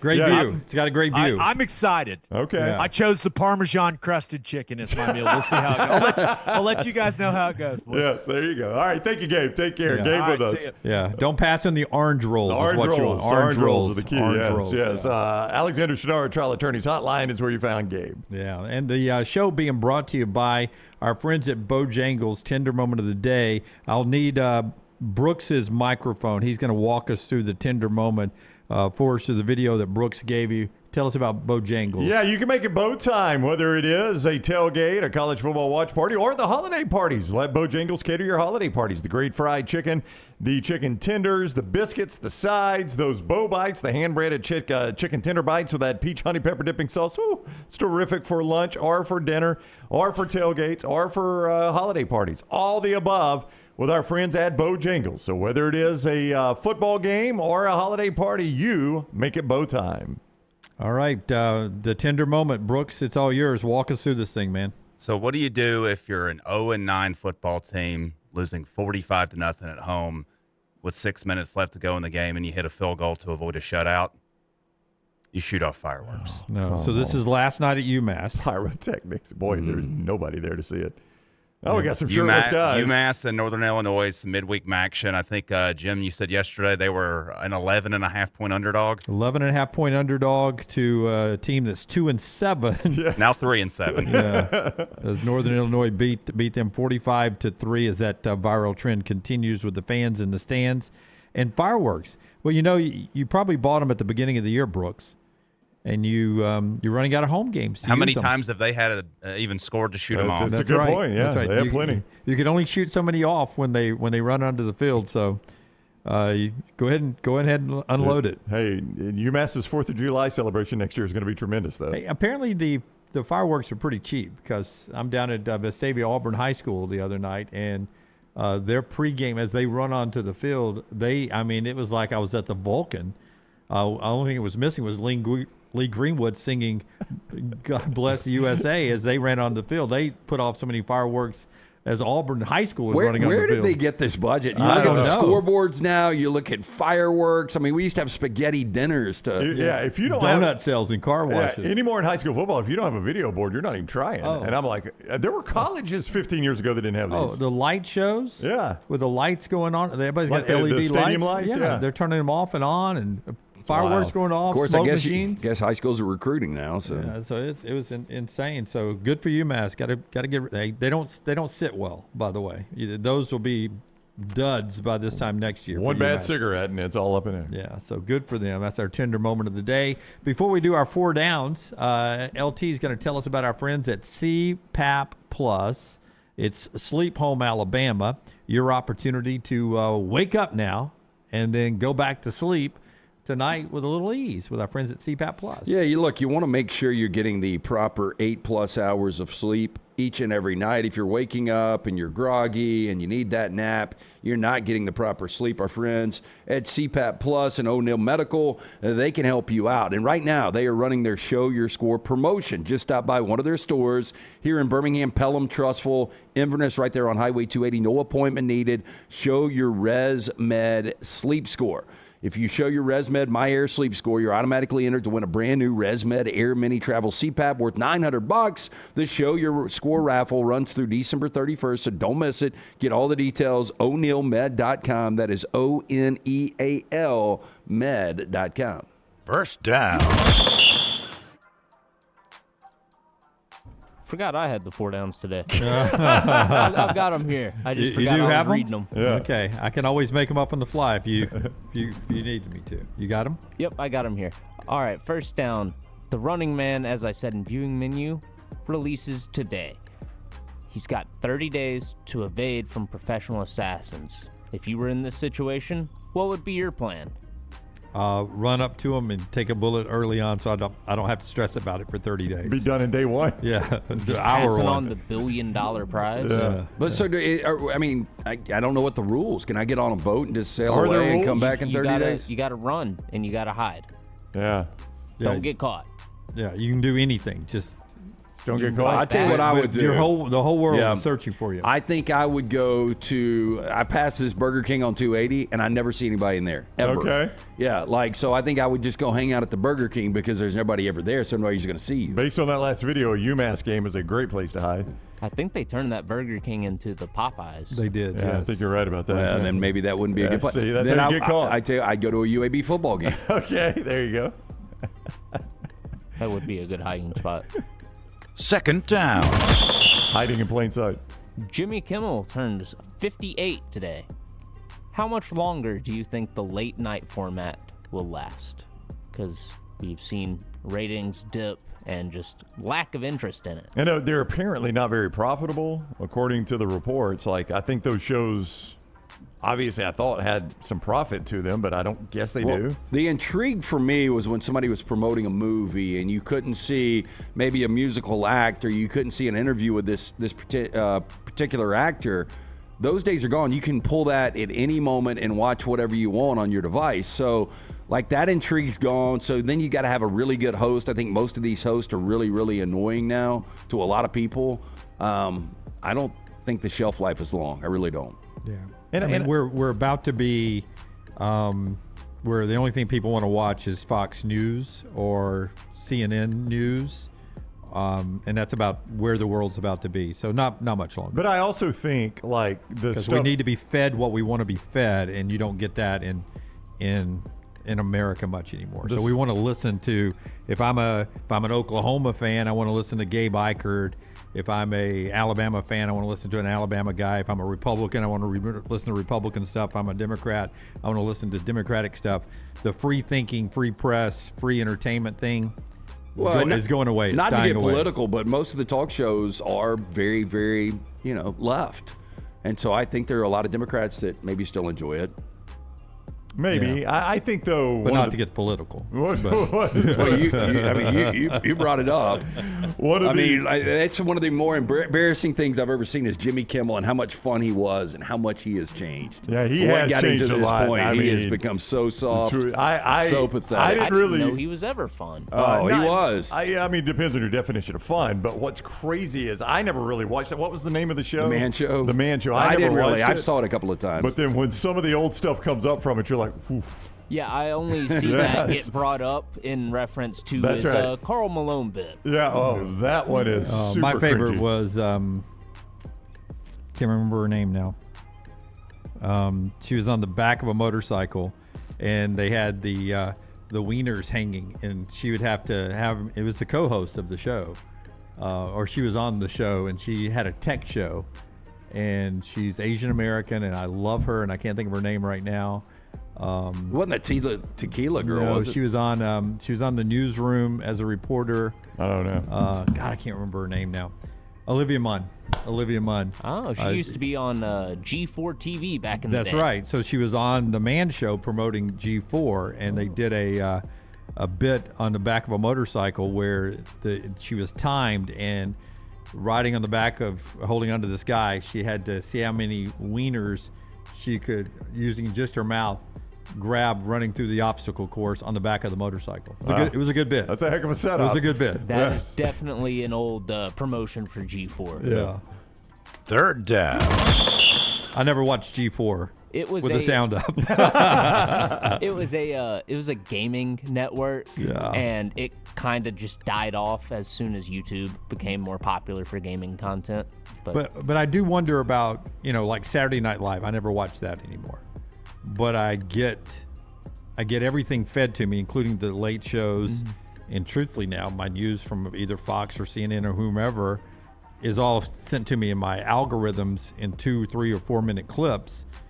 So that's how I consume these shows. So I don't know how valuable that is to the late night format or to Saturday Night Live or any show like that. I assume that's their bread and butter these days. Right. Is getting ad revenue from different social media platforms. Yeah. So you have to have the show. You have to do the show to get the clip. That's right. Right? Yeah. So I guess that may keep it alive. Yeah, the show's the loss leader for the money you make off the clip. Meanwhile, network TV primetime programming. I can't think of one show I watch that's on primetime programming. You don't watch Nashville 911? I don't watch the Golden Bachelor. The Golden Bachelor. I don't watch that. I mean, the stuff ABC tries to get me to watch during the SEC games, I'm like, you have got to be kidding me. That's the best y'all got. And I've noticed that we're trying now with DMV, a hospital, and one other format of trying to recreate The Office style with DMV, with a hospital, and something else, right? Yeah. We need the running man. We need a real running man. I guess. I think the execs at Fox and ABC just have like a big dartboard with concepts on it. Like you got sitcom and game show. That's it for format, and then you've got a list of topics, and they just hit it. Really, all it is. Everything is either news, political news, or live sports. It really is. That's it. Aren't you constantly amazed, though, in the first couple of weeks of college football or the NFL, the shows that got brought back for another season? You're like, holy crap, I really thought that would die last football season. And it's back for another year. They're still doing promos. Anything Did they bring that's Milf good. Banner back? I don't know. Anything that's good is done by a streaming service. Yeah. Any good show is on a streaming service first. I would say network TV, the one thing they have over streaming services is reality TV. That's the one thing they've done better than the streaming services. Yeah, but a lot of streaming services pick the reality TV up.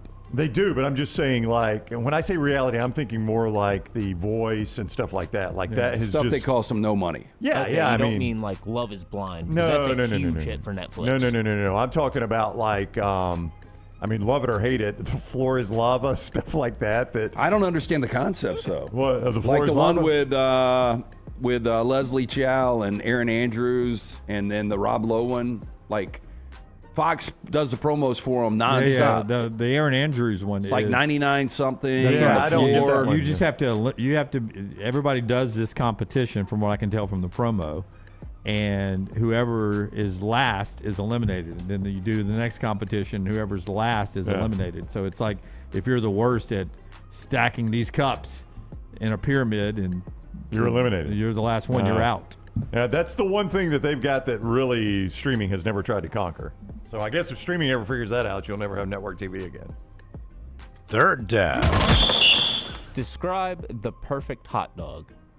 From the bun to the toppings. Maybe you swap the meat out. Yeah, I like the equivalent of a potato bun. The all-beef hot dog, I would go slaw and a really good sauce on it. I could do chili and slaw, too. All right, normal hot dog, spicy mustard and kraut, but I also like slaw, I also like chili. But the hot dog I have fallen in love with, my wife she found a recipe and started making it at our house last football season. Conecuh sausage in a split top bun with barbecue sauce, turnip greens, and fried onions. Ooh.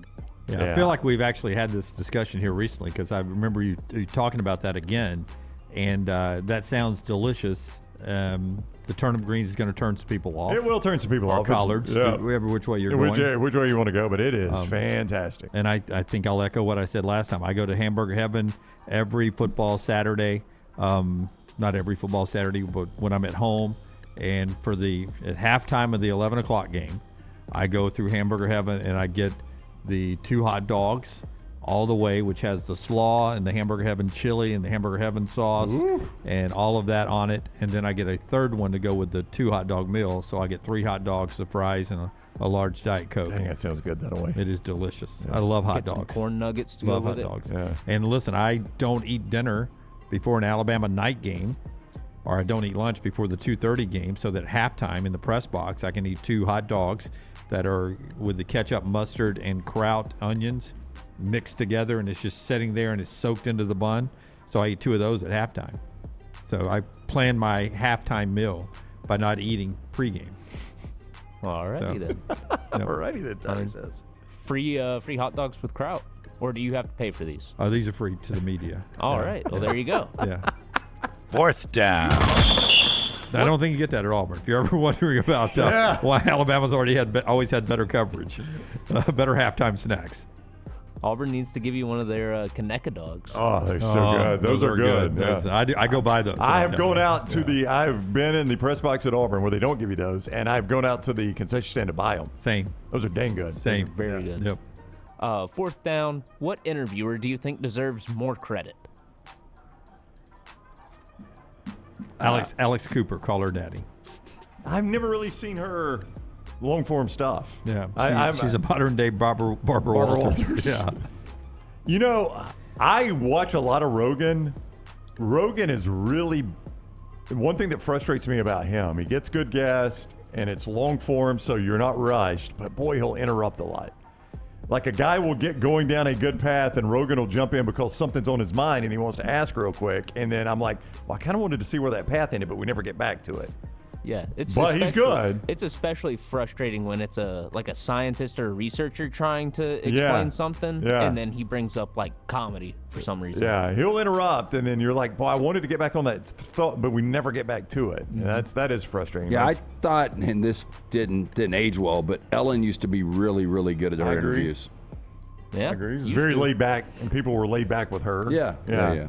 So I think they were disarmed. And that is our 4 downs today, brought to you in part by our friends at Company Distilling, where we have big December's and January plans with our friends at Company Distilling, where you'll get a chance to sample. Yeah, we're going to be doing some activations, some tastings. You'll have an opportunity to come out. We'll let you know the venues that we're going to be at. But big news, you can get Company Distilling now in the state of Alabama, also Colorado, Florida, Georgia, Missouri, Oklahoma, South Carolina, Tennessee, and Texas. If you've been waiting to try a whiskey as good as the company you keep, this is your moment. The master distiller, the man behind the bottle, Jeff Arnett, also the former master distiller of Jack Daniels. To learn more about this great product, go online, go to companydistilling.com/Alabama. And of course, from prostate health to kidney stones, our friends at Urology Centers of Alabama can take care of you. 16 great locations. For over 70 years, Urology Centers of Alabama has been taking care of you, providing state-of-the-art, patient-centered urological care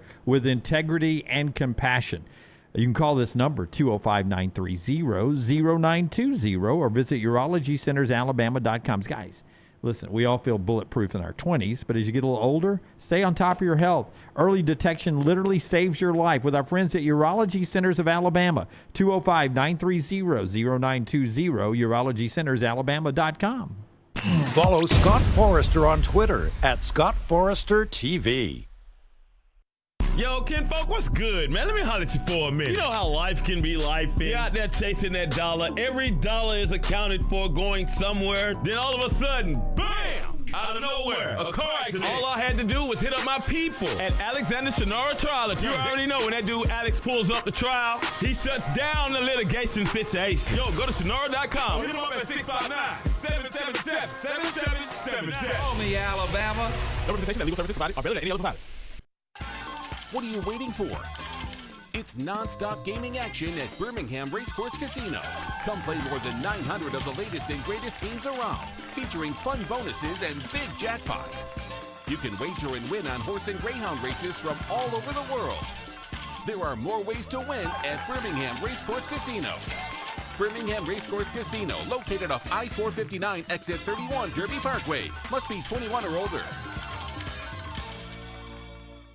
To everyone who craves a fresh meal made just for you, let our team member Jacob share what's special about Culver's. In Wisconsin, our food comes from the heart, and taking the time to handcraft your meal with care is how we've always done it at Culver's. It's why your Butterburger doesn't touch the grill until after you order.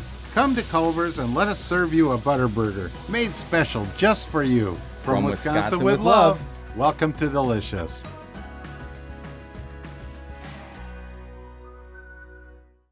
Storm season is here. Make sure you have a plan of action in place right now. Greg from Pell City and Storm Restoration Roofing should be your first call when storms hit. Insurance companies love working with Storm Restoration Roofing because of Greg Nelson's name and reputation in the industry. When storms hit, call Greg Nelson. He's local, 205-542-3531. He's the home of the free no-cost roof inspection. Greg from Pell City on Facebook, 205-542-3531. It's Storm Restoration Roofing.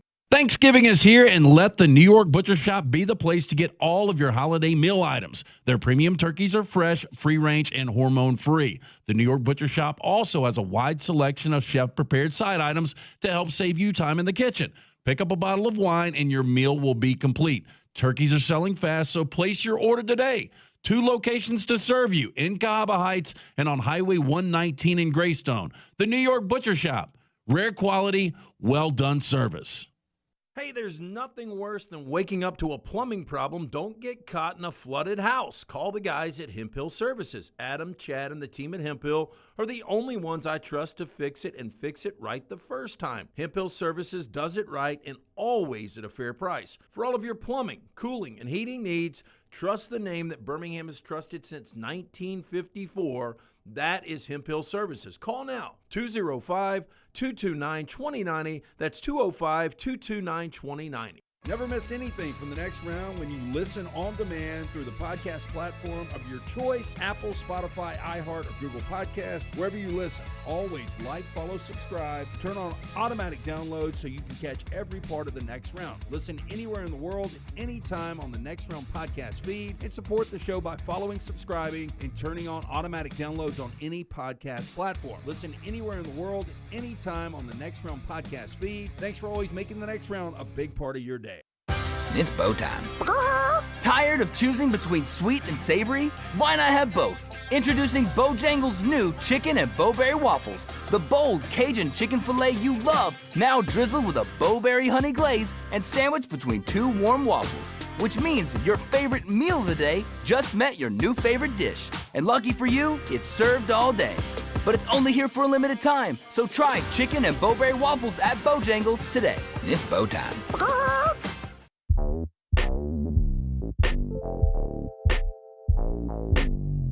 Hey, back with you on the next round as we continue on. Before we do the spotlight today, the show being brought to you by our friends at Hemphill Services, 24-hour, 7 days a week emergency hotline if you ever need them.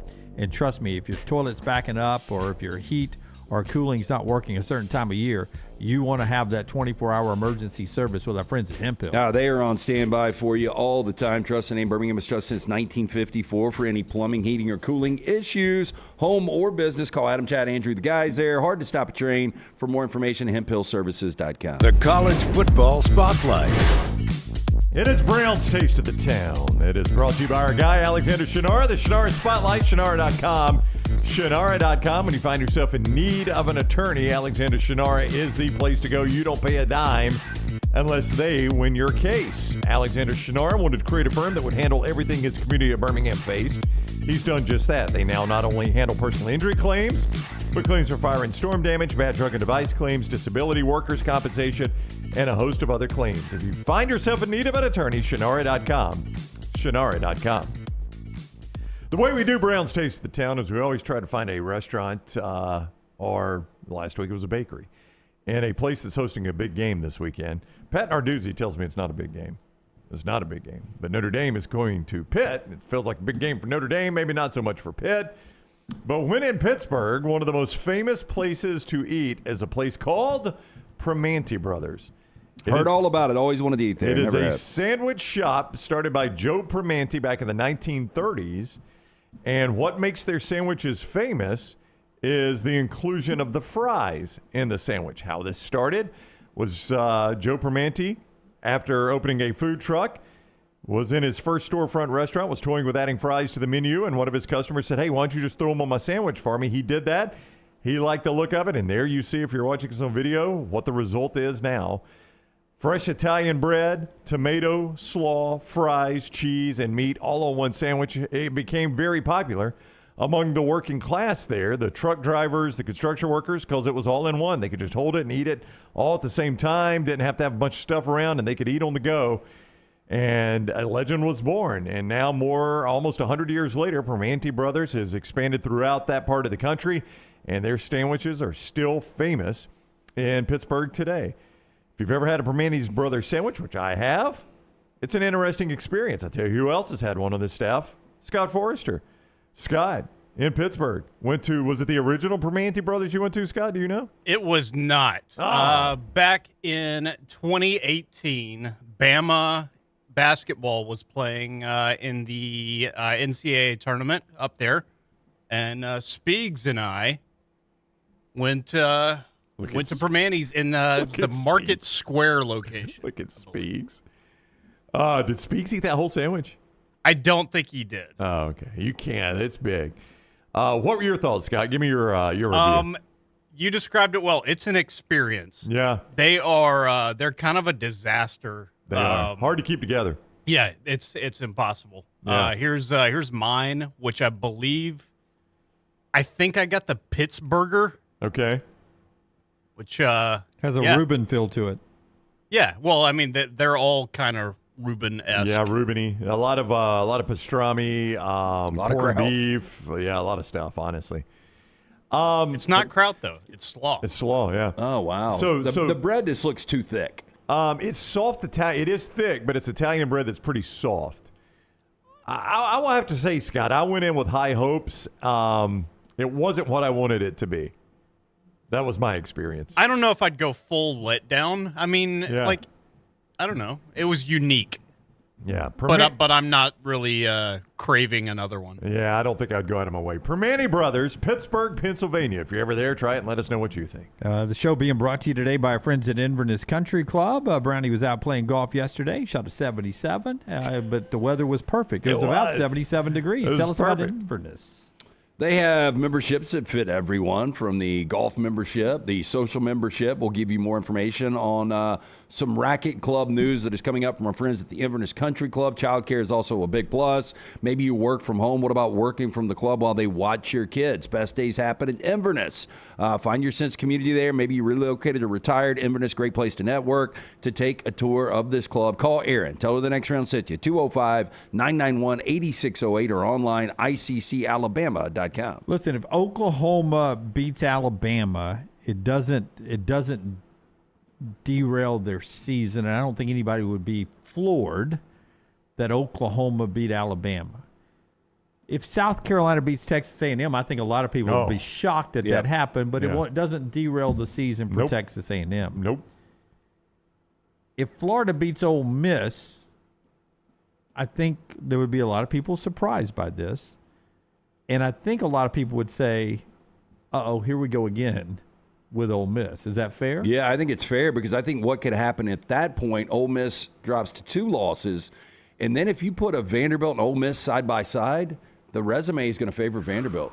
And you still have Mississippi State at the end. Yeah, and and that's different. Again, Vanderbilt's got to get past Tennessee, but that is different from the argument that I posed with Vanderbilt and Notre Dame. Vanderbilt Ole Miss is more like.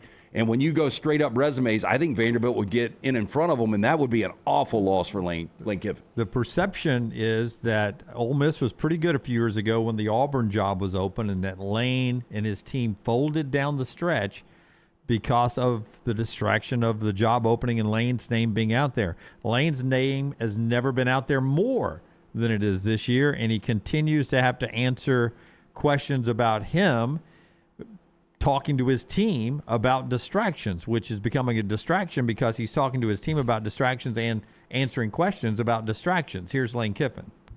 I know you brought it up a couple weeks ago that you talked to the team about dealing with distractions and rumors and stuff of that nature. Have you had to do that again specifically with this game this week?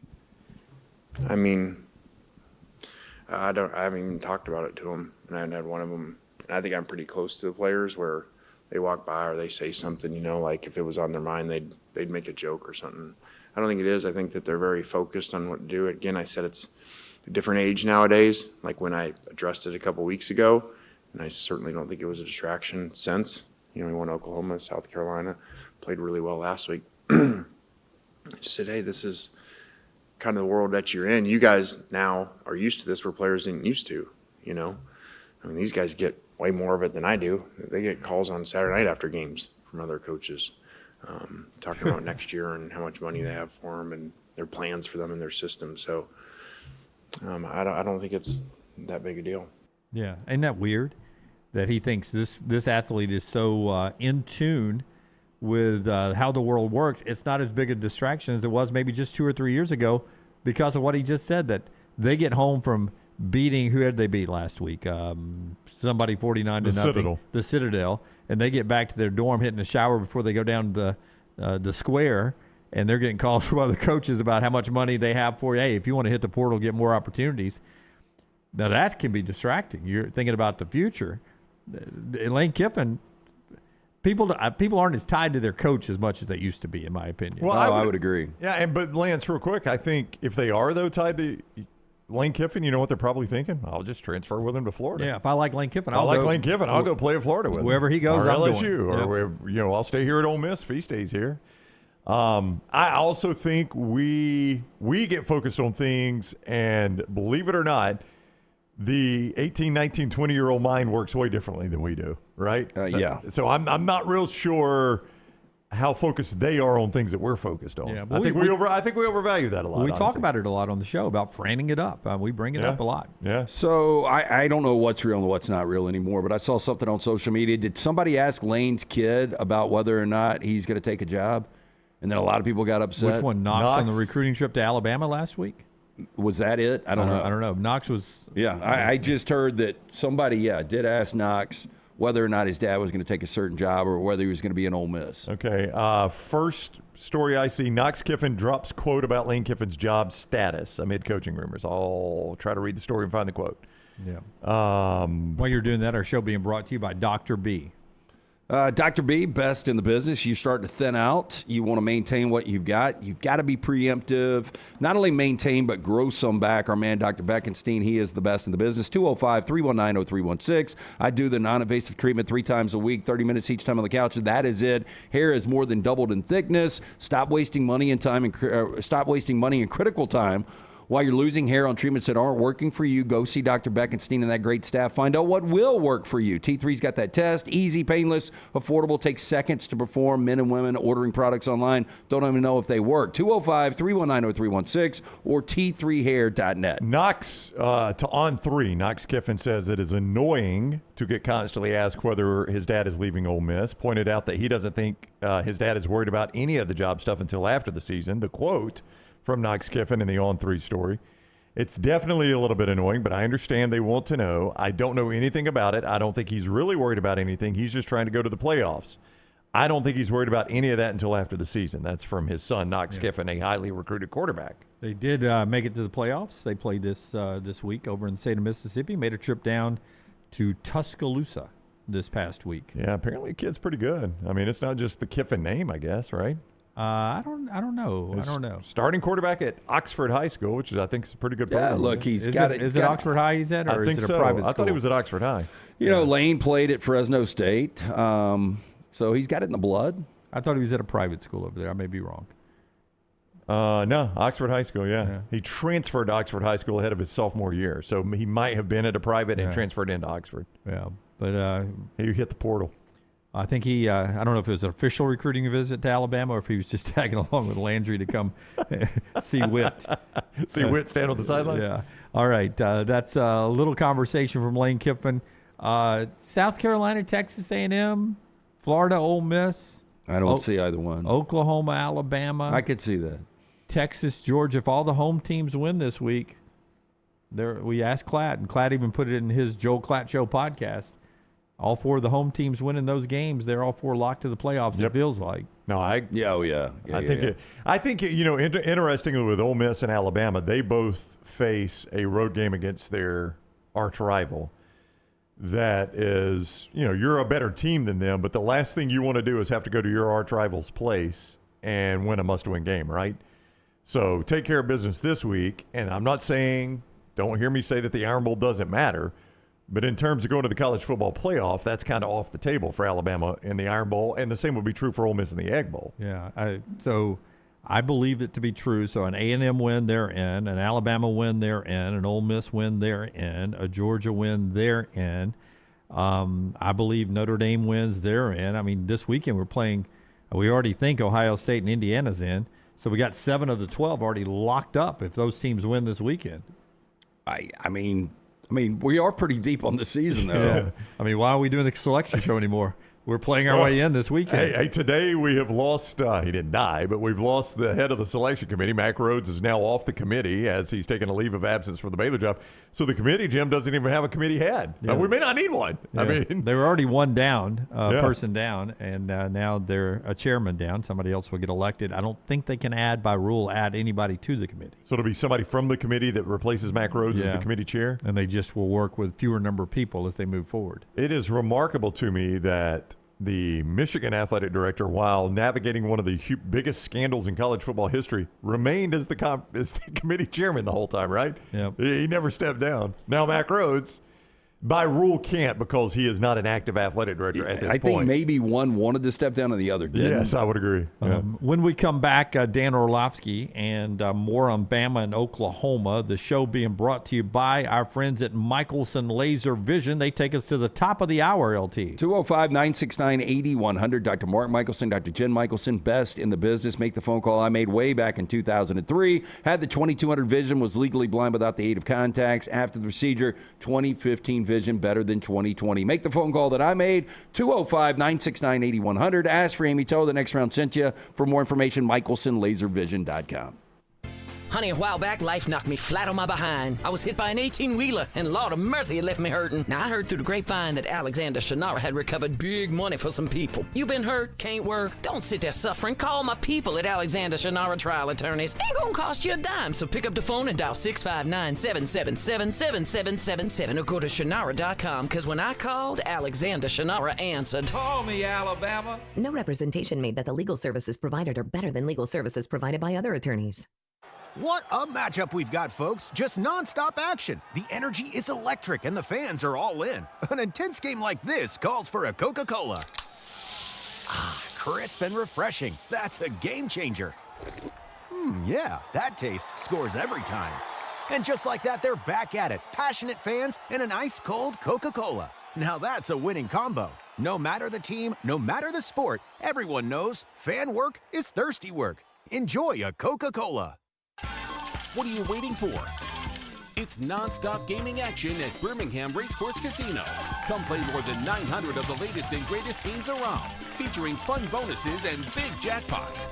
You can wager and win on horse and greyhound races from all over the world. There are more ways to win at Birmingham Racecourse Casino. Birmingham Racecourse Casino, located off I-459, exit 31, Derby Parkway. Must be 21 or older. Hey, let me tell you about our friends at Urology Centers of Alabama. Compassionate and comprehensive urological care with 35 physicians, 17 locations across Alabama. Their patient-centered approach to all of your urological needs. Remember, they've got that new men's health center. It is beautiful, helping men with a wide range of sensitive male issues in a comfortable environment. You can always go online, visit urologycentersalabama.com, schedule an appointment with one of their many urologists today. Hey, Lance Taylor from The Next Round to tell you about one of our favorite places for breakfast, lunch, and dinner. That is Hamburger Heaven since 1982. Hamburger Heaven has been serving Birmingham's best hamburgers, cheeseburgers, French fries, hand-spun milkshakes, and sandwiches made fresh to order. All of their ingredients are fresh and prepared daily. This includes their beef, always fresh, never frozen, hand-pattied each and every day. For breakfast, lunch, or dinner, visit any of the 4 locations, Highway 280, Irondale, Gardendale, and Homewood. Think about the best summer nights of your life. How many of those were in a great t-shirt? Visit nextround.store to get the perfect t-shirt for the next perfect southern night. Nextround.store. The memories are waiting. Hey, there's nothing worse than waking up to a plumbing problem. Don't get caught in a flooded house. Call the guys at Hemphill Services. Adam, Chad, and the team at Hemphill are the only ones I trust to fix it and fix it right the first time. Hemphill Services does it right and always at a fair price. For all of your plumbing, cooling, and heating needs, trust the name that Birmingham has trusted since 1954. That is Hemphill Services. Call now, 205-229-2090. That's 205-229-2090. Get all your favorite Next Round gear all in one place. NextRound.store. From our Next Round hats to the logo tees to the all-time best-selling Y'all Can Have the Rest shirt. You can look your best by shopping with us at NextRound.store. Take the next round anywhere with NextRound.store. It's bow time. Tired of choosing between sweet and savory? Why not have both? Introducing Bojangles' new chicken and bowberry waffles. The bold Cajun chicken filet you love, now drizzled with a bowberry honey glaze and sandwiched between 2 warm waffles. Which means your favorite meal of the day just met your new favorite dish. And lucky for you, it's served all day. But it's only here for a limited time, so try chicken and bowberry waffles at Bojangles today. It's bow time. Jim Dunaway, Lance Taylor, Ryan Brown. Live from the Birmingham Racecourse Casino Studios, The Next Round, presented by Bud Light, is on now.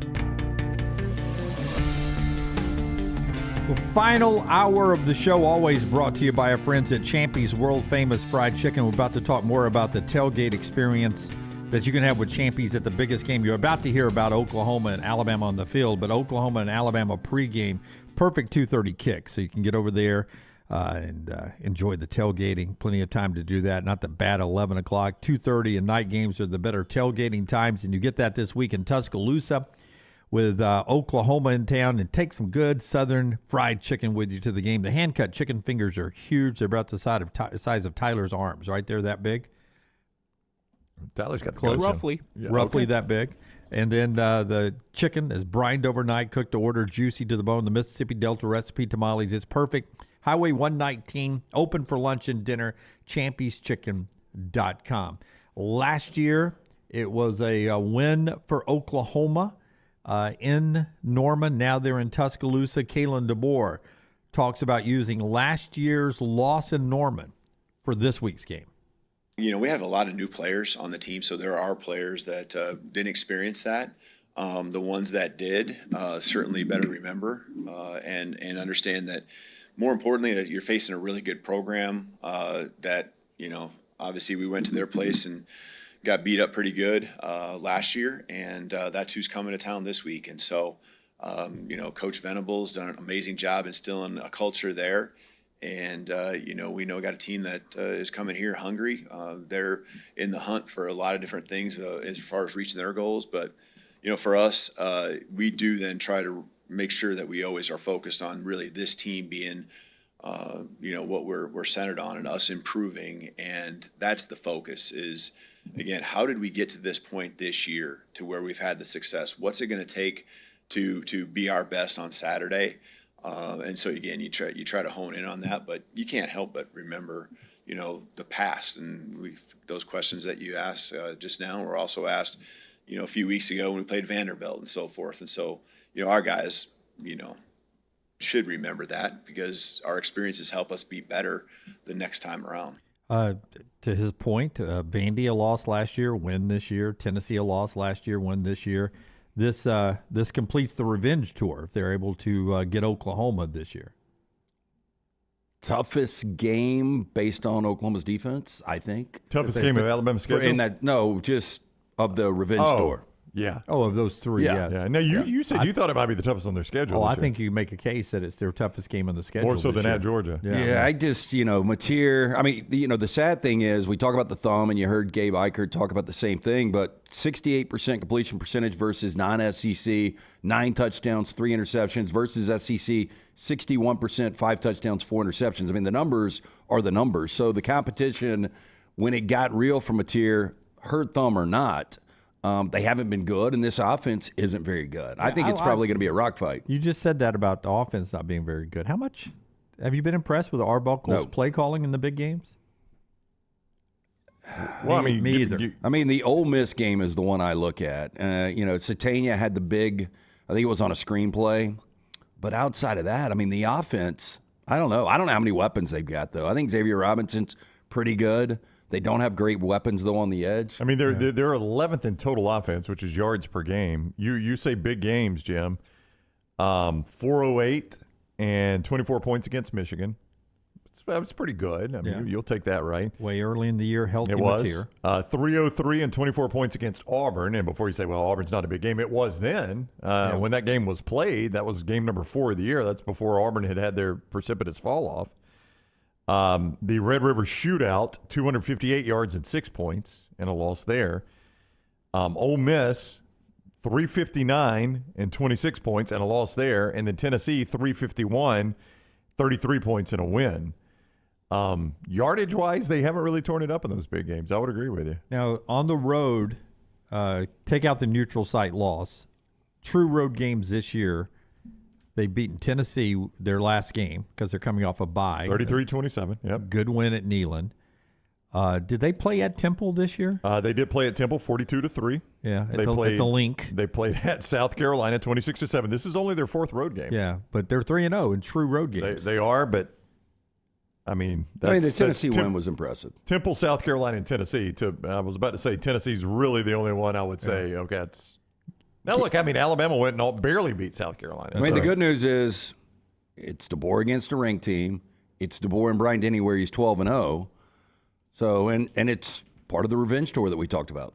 Gabe Ikard last hour on the show. You can go back and watch that as he talks Oklahoma football with us. He tells us that the big star defensive end are Mason Thomas, questionable for the game. It would surprise, is the word he used, surprise him if our Mason plays in this contest. That was such a weird injury, too. Well, first of all, it was a weird play.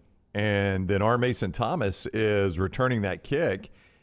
And, it was like an old man injury. You've seen somebody doing slow pitch softball, right? They're trying to leg out a grounder, and they pull a hammy, and that's literally what he did. And you could tell by the time he hit the 10, he might not make it to the end zone, and he barely did. Yep. And just hasn't returned. New York Butcher Shop. Coming up, we'll talk to Dan Orlovsky about the NFL, a little more college football after LT tells us about New York Butcher.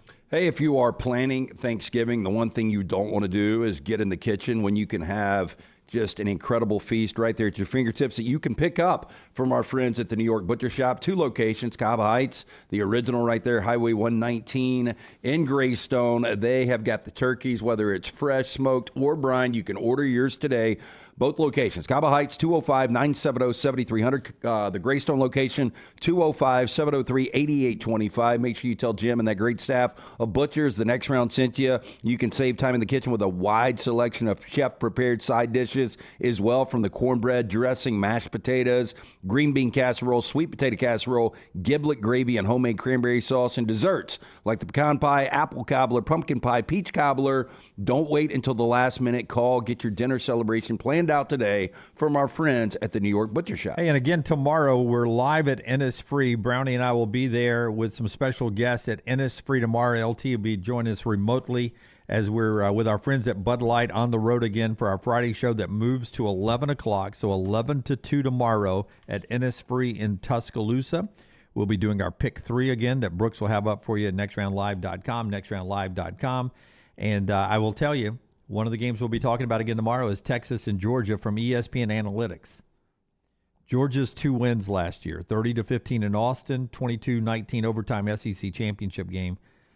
Georgia combined for 13 sacks in those 2 games and held Texas to 35 yards or less in rushing in both those games.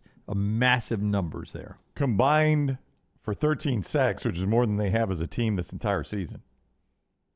Say that again. In 2 games last year, Georgia had more sacks against Texas than they've had all season this season. It's a different team. It is. It is. No doubt. Now, the good news for Georgia is you still only got the 1 loss right now. And, I'm sitting here reading this, and it's hard to believe this is true. So Georgia 36-1 over the last 5 years against everyone in the SEC not named Alabama.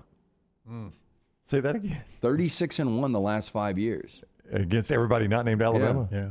Texas. Florida the only loss in there? I think that's right. I don't know who it would be. Okay. Texas is 11-1 all time in SEC play against everybody not named Georgia. Yeah. They're again, 11-3, Texas has the Georgia problem. Georgia has That's the Alabama problem. Yep. Kirby was asked about it this week, and he was like, pretty much what Cignetti said before the Penn State game. This Georgia team has not played this Texas team, so it's irrelevant. Yeah, I mean, you were running through all the would it surprise you, would it surprise you, would it surprise you. Does this feel like the best chance for the road underdog to win in these 4 games? I mean, obviously, the worst chance would be South Carolina winning at A&M. Yeah, I mean, I think Texas and Oklahoma both have great chances this weekend. I really do. You couldn't separate the two. You couldn't say this one's better. I than would the think other one. Texas has a little bit better of a chance. The way Texas is playing currently. That's why I would say because they've got it on both sides of the ball. I mean, I think Arch has finally got confidence. They figured out a way to utilize him with all of their skill. And then, obviously, their defense is right there with Oklahoma's, the 2 top defenses in the league. Yeah, I feel like Texas play right now is kind of doing this, and Oklahoma's is kind of doing this. So a little bit of ships passing in the night right now, I feel like. And that's why I would say if you pin me down on one, there are a lot of factors that tell me don't go Texas over Georgia, but I think that's the one I would pick. I will tell you that Texas has gotten better at success with play action passing. That according to ESPN Analytics, they break it down 86% success rate as opposed to 64% before the last 2 games. But where has the pass defense gone? 382 yards passing for Mississippi State, 365 yards passing for Vanderbilt. Is that how Georgia wins this game, with Gunnar Stockton throwing the football? Potentially. Now, I could say, this is not true of the Mississippi State game. The Vanderbilt game, Vanderbilt got way down, so they had to start throwing. They were down 21, I think, in the 4th quarter of that game, so they're just heaving it all over the lot. Not true of Mississippi State. Mississippi State led most of that game, and the way they got the lead was throwing the football. Yeah, I brought it up to a Georgia fan of mine, and I said, is Gunnar starting to look a little Oh, don't do it. Like Stetson Don't Bennett. do it. Yeah. Don't do it. And he was like, absolutely. He's like, I think at this particular point in his career as a starting quarterback, I think Gunnar might be ahead of where Stetson Bennett was.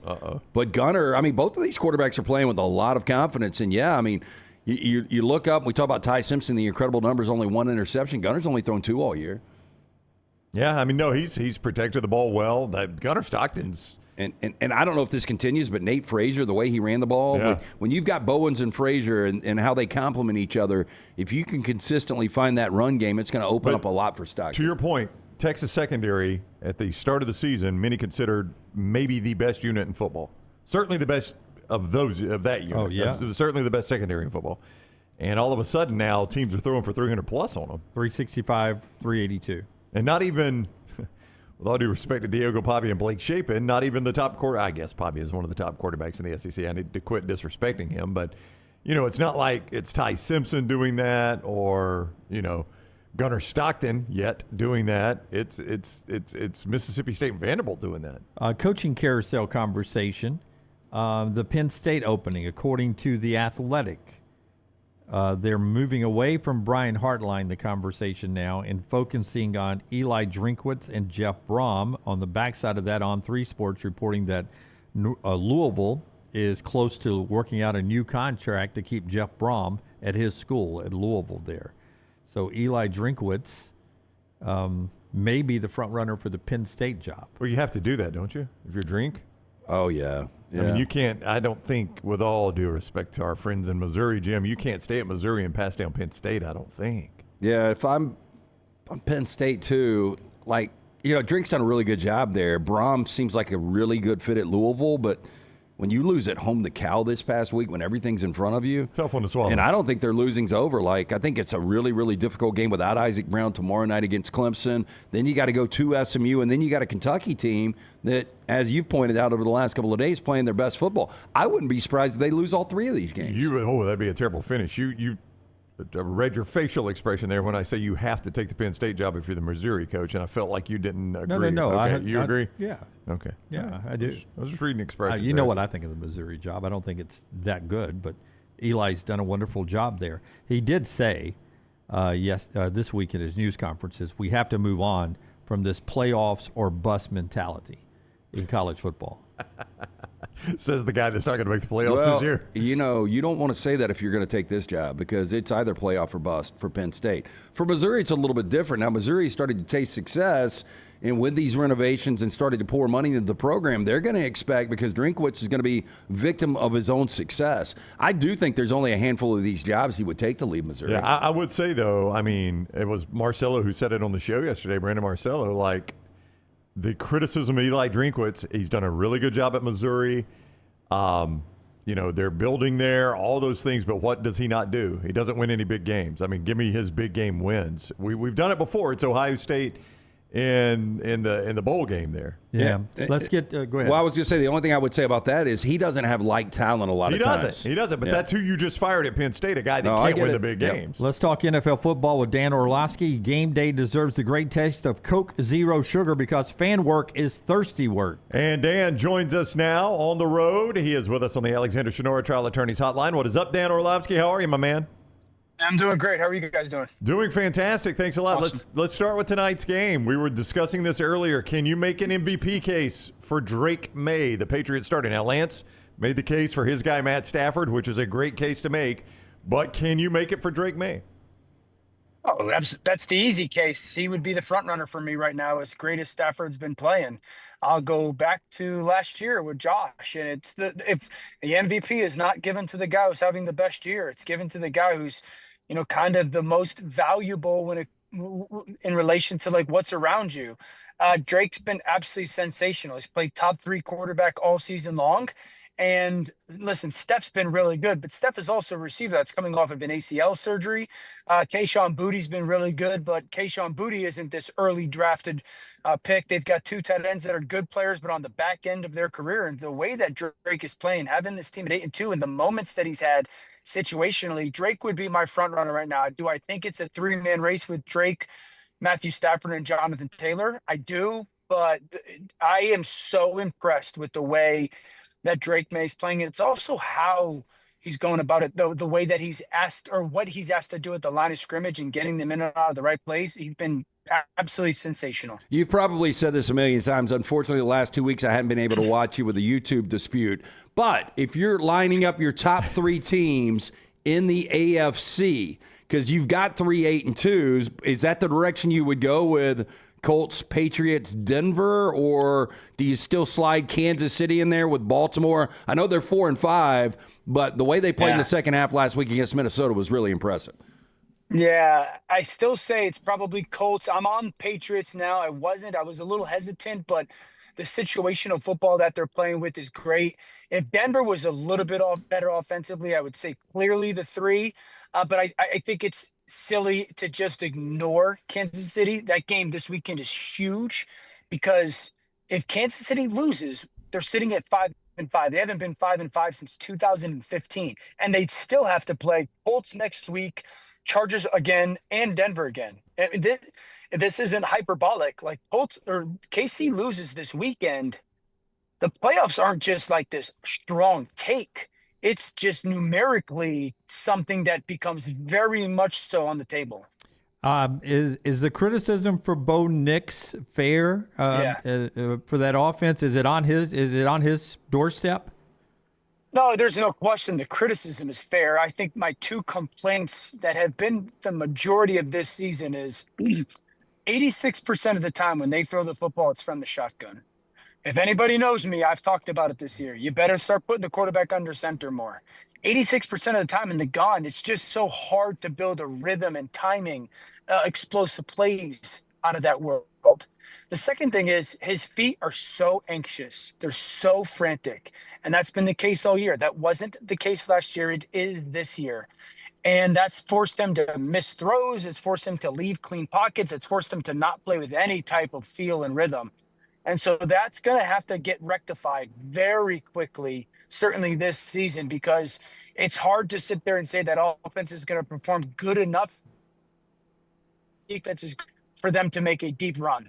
Dan Orlovsky, ESPN, with us on the Alexander Shinara Trial Attorneys Hotline. This is not a shameless way of me bringing up the fact that the Dolphins beat the Bills, but in watching that Dolphins win over the weekend, I think Lance summed it up well. What I was watching, the Bills feel like they stand around and wait for Josh Allen to make a big play now, Dan. And he does that some, but he can't do it all the time. It's just a weird feel watching this Buffalo Bills team. It's hard to put your finger on it. Yeah, right. I'd also say, I think the most concerning thing out of that game was Miami, who is, and you know this, not a notoriously physical football team under Mike, was just significantly more physical on both sides of the ball. In relation to Buffalo, yes. And that's the concern, is Josh is kind of regressing back to some of the stuff he was like maybe 4 or 5 years ago, where it's, right, I got to go, run around and make a play. And it's forced his play to become not as efficient. It's forced his play to become more frustrated. He either getting through progressions too fast or holding on and trying to go be so big play centric driven. Patrick was great at this last year. He's got to play like Patrick did last year. Patrick realized the team around me not very good. Efficiency had to be something he was obsessed with, and he did that. And that's where Josh really is struggling right now. And it's a frustrated style of play. Yeah, the biggest concern, if I'm a Buffalo fan coming out of that game, is Miami is a team that has not gotten after the quarterback all year. They trade Jalen Phillips. Chop Robinson doesn't play, and they were in the backfield all day. I mean, they could not protect Josh Allen. Yeah, and that's all connected. It's all, Buffalo doesn't have a ton of people getting open, so then the quarterback's holding the ball, and so the offensive line's got to hold up more. And then it's also, when you're not good on early downs, the defense doesn't have to play in doubt or guess anymore. Here comes pass. Let's chase pass. And it was again another example of Josh sitting there going, if I hold it, I can create big plays because I will make a extended play with my legs, or someone will get open after that. And that's a troublesome way to play. And yeah, I mean, it's a concerning trend right now with their offense. They're probably only going to be favored in 2 of their final 8 games. And I'm not going to ask the crazy question, can the Bears win the North? But in year 1 under Ben Johnson, is this Bears team good enough to get to the postseason? Yeah, I could find parts of their games and say, no doubt. And then I could find parts of their games and go, I have hesitation. And the team defensively rode the highs of takeaways, rode the highs of turnovers. That was again this past week. I could go to 3 quarters through the game against a team that just fired their head coach last week and go, they're going to lose to the Giants. That would be a bad loss at home. And then all of a sudden I can go to a quarter and go, that Caleb Williams, that offense, that big playmaking, yeah, that could be a team that could be a difficult out and get into the playoffs. And so I think that they're striving for consistency, both from a individual perspective and also a team perspective. I still am not counting out, even in that conference. Like, can Minnesota catch them? Yes. Can San Francisco catch them? Yes.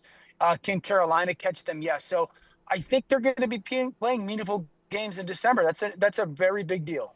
Listen, I'm coming off 17 years of listening to Nick Saban coach me up that scoreboards don't really matter when it comes to long-term success. So when A.J. Brown talks about the Eagles' offense needing to be better, it resonates with me. Is he a distraction to this team? Is this Eagle team sort of a paper lion right now with their offense not being at A+ as far as their performance? He's only a distraction if they're sensitive. AJ, in his most recent comments, I think everyone to a man says he's right. And I love it. And my point has been, well, imagine if Jalen Hurts had said it.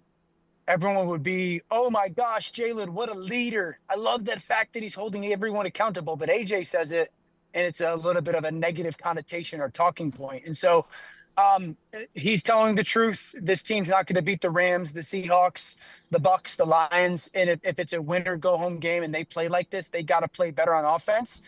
It's also the reality Devontae's become just as much as a number 1 wide receiver. Devontae Smith's become a top 5 performing wide receiver this year. And so there's only so many snaps and so many footballs to go around, specifically in a pass game that's not a pass happy offense. But they're going to have to, and I would be surprised if AJ doesn't have a big game this weekend. I think he's going to have a big game just because the style of defense Detroit plays are going to play him one-on-one.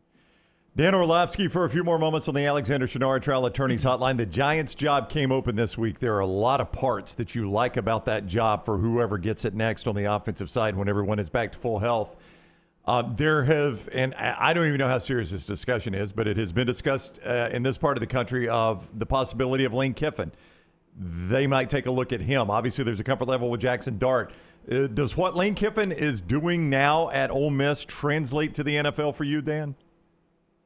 Yeah, no, it doesn't translate. I mean, obviously, I think very highly of Lane. I think he's proven to be a very good coach, both schematically and the way that he leads. I think it's thriving in college football. Would it in the NFL? I don't know necessarily. I mean, the tempo, not real in the NFL. You talk to 20-year-olds differently than you talk to 28-year-olds. Right? And Lane's obviously got a history in the NFL. I don't see it working. I don't see it being a viable option. I also get very cautious of making decisions just for quarterbacks. Would it be great for Jackson Dart? Sure. Does that mean it's the best thing for the New York Giants? And I don't know, like, if you're Lane, do you want to leave Ole Miss for a place that's got 6 head coaches in 9 years? Nope. I wouldn't want to. No. If I'm Lane and the things I've got going, it's I think LSU and Florida are much more, I don't want to say comfortable, but much more, passionate fits than the New York Giants. But I mean, he's probably, if he stays at Ole Miss, he's probably going to get $12, $13, $14 million. Oh, higher than that. Yeah. $15, $16 million. Oh, and I don't know about that. I would think 14's the cap, but maybe I'm wrong. And it's going to be all guaranteed. I mean, that's what Jimmy Sexton's going to do. It's going to be 100% guaranteed. You don't get that in the NFL, Dan. Yeah, yes, I agree with that. I also would sit here and say, listen, Lane's going to get a ton of money from someone. So money is, and when you make 50, you make 60, you're buying the same stuff. You're living in the same capacity in the same way. So it's like, when Lane said he's not going to make a decision off money, I truly believe Lane Kiffin is telling the truth. And you're right, you don't get that in the NFL. And I would just be hesitant. The NFL is it's not all that different than college right now, where it's you're sitting there and watching these teams talk about firing these coaches. I'm going, these are good coaches that are proven to be good leaders and they win, and we're just firing them. And I think it's also in the NFL, you only have one quarterback. And when you lose that quarterback, if you do, it's a wrap. In college, you could have 2 or 3 really good quarterbacks on your roster, where if one goes down, you can stay afloat and still be pretty good. Lane's experiencing it. And so I just see him as a college guy. Because we're talking coaches, one of the more entertaining games on Saturday that probably a lot of people didn't watch, your alma mater beating Duke. Jim Mora Jr. has done a hell of a job. You look on paper, there's a good chance he's going to finish 9-3 this year. And I know you don't want him leaving your alma mater, but if he was to get a call from, like, let's say the Auburn Tigers, do you think he bolts quickly? That's always been my fear. Ever since Coach Mora got there and had that success, immediately my fear was, well, he's just going to leave. He's going to use UConn as a jumping board. I don't know if I feel that same way. I think Coach Mora really likes where he's at right now with UConn. Obviously, the NIL impact for them has been great. I would be happy for him. I think, it's obviously the job that he's done at UConn has been fantastic. They got a quarterback and receiver, Skyler Bell and Fernino, that's playing as good as any quarterback receiver duo in the country. I don't know. I think he really loves the setup that he has at UConn. And I think if UConn could get into the ACC, it's an even more appealing stay for him. Yeah, that would be huge, obviously. Especially for basketball.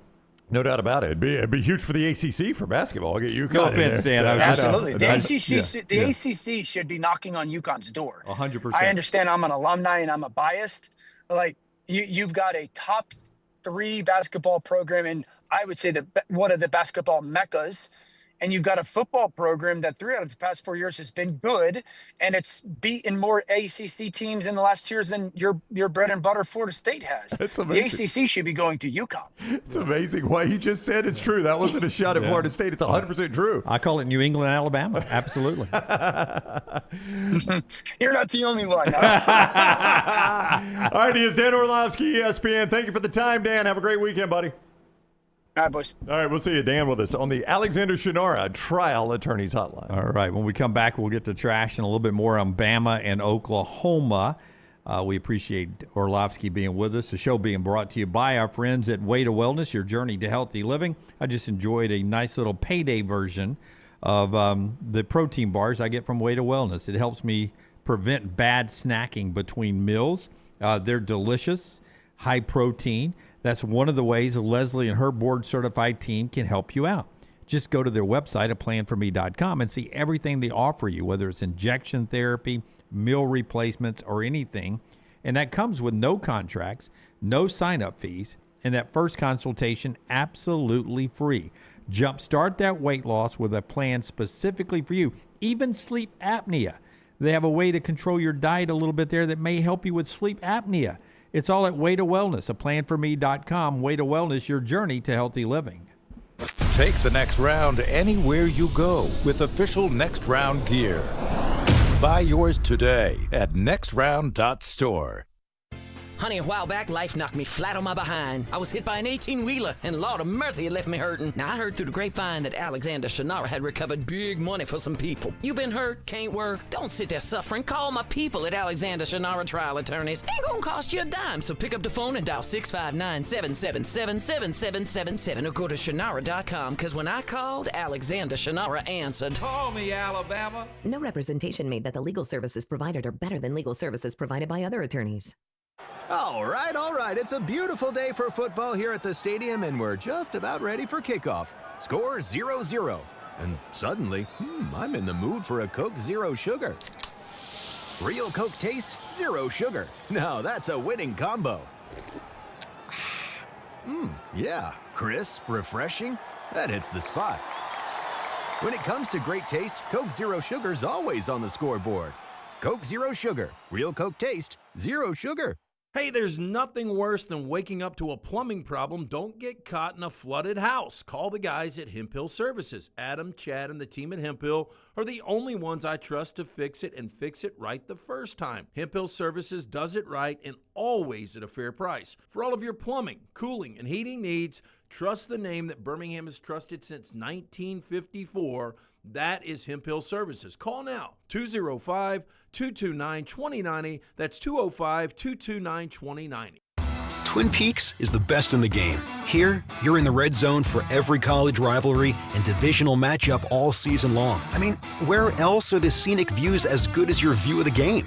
Only at Twin Peaks, the #1 sports bar. Thanksgiving is here, and let the New York Butcher Shop be the place to get all of your holiday meal items. Their premium turkeys are fresh, free-range, and hormone-free. The New York Butcher Shop also has a wide selection of chef-prepared side items to help save you time in the kitchen. Pick up a bottle of wine, and your meal will be complete. Turkeys are selling fast, so place your order today. 2 locations to serve you, in Cahaba Heights and on Highway 119 in Greystone. The New York Butcher Shop. Rare quality, well-done service.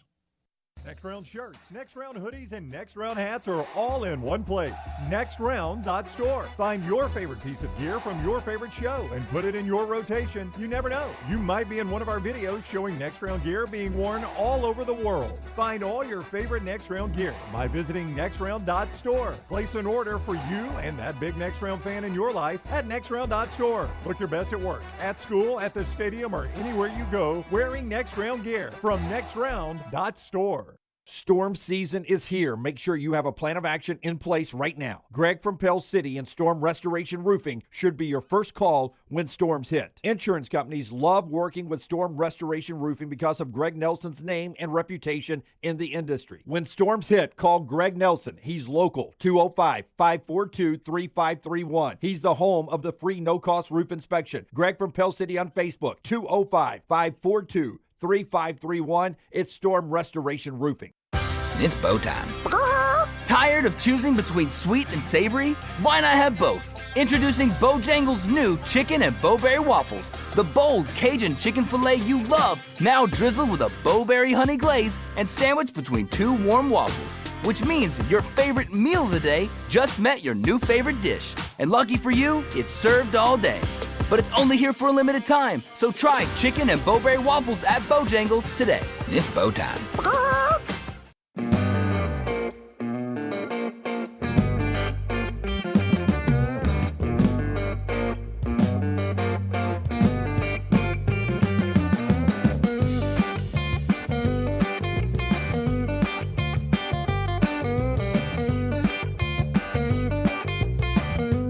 Back with you. Don't forget basketball tonight in Tuscaloosa. Still amazed at how much Saturday people were talking about the win over St. John's earlier in the day. And then how much today people are talking about Purdue and Alabama. I mean, we were just talking about it in the hallway, coming back from the bathroom there, just how big the atmosphere will be tonight in Tuscaloosa. Again, key there is Trey Kaufman being back for Purdue. He's expected to play according to those that cover basketball. And he's making his debut tonight for Purdue. He's a 20-6 point scorer, rebounder guy that when paired with Braden Smith is the reason why they were preseason #1 in the country. Well, and Alabama fans will remember him. I mean, he went 26, 12 of 23 last year from the field. And, you know, I'm guessing just based on competition, playing Oakland and playing Evansville in their first 2 games, Matt Painter was like, let's not rush him back. It's a hip pointer. It's a back situation. You know, hell, he might come out. He might be in full game shape, so to speak. He might play 30 minutes. Yeah. Alabama played 9 players in their win over St. John's, 8 minutes or more. They played 12 players in the game, but 9 of them played 8 minutes or more in that game at Madison Square Garden. So a pretty deep bench, and the guards were fantastic. It's what everybody in basketball has been talking about. 63 points from Wrightsell and Holloway and Philon. Guards will have to be good again tonight to beat this Purdue team because Braden Smith is there for his 17th year with Purdue. He's been there a while. He's been there a while. Matt Painter came in together. Fletcher Lawyer. I mean, this team is – I mean, Alabama's legit. This team's legit. Yeah. Alabama's legit. Purdue's legit. St. John's is legit. Yep. Oh, yeah. Yeah. I watched Gonzaga start to finish the other night against pretty good, nasty Creighton. They beat them by like 30.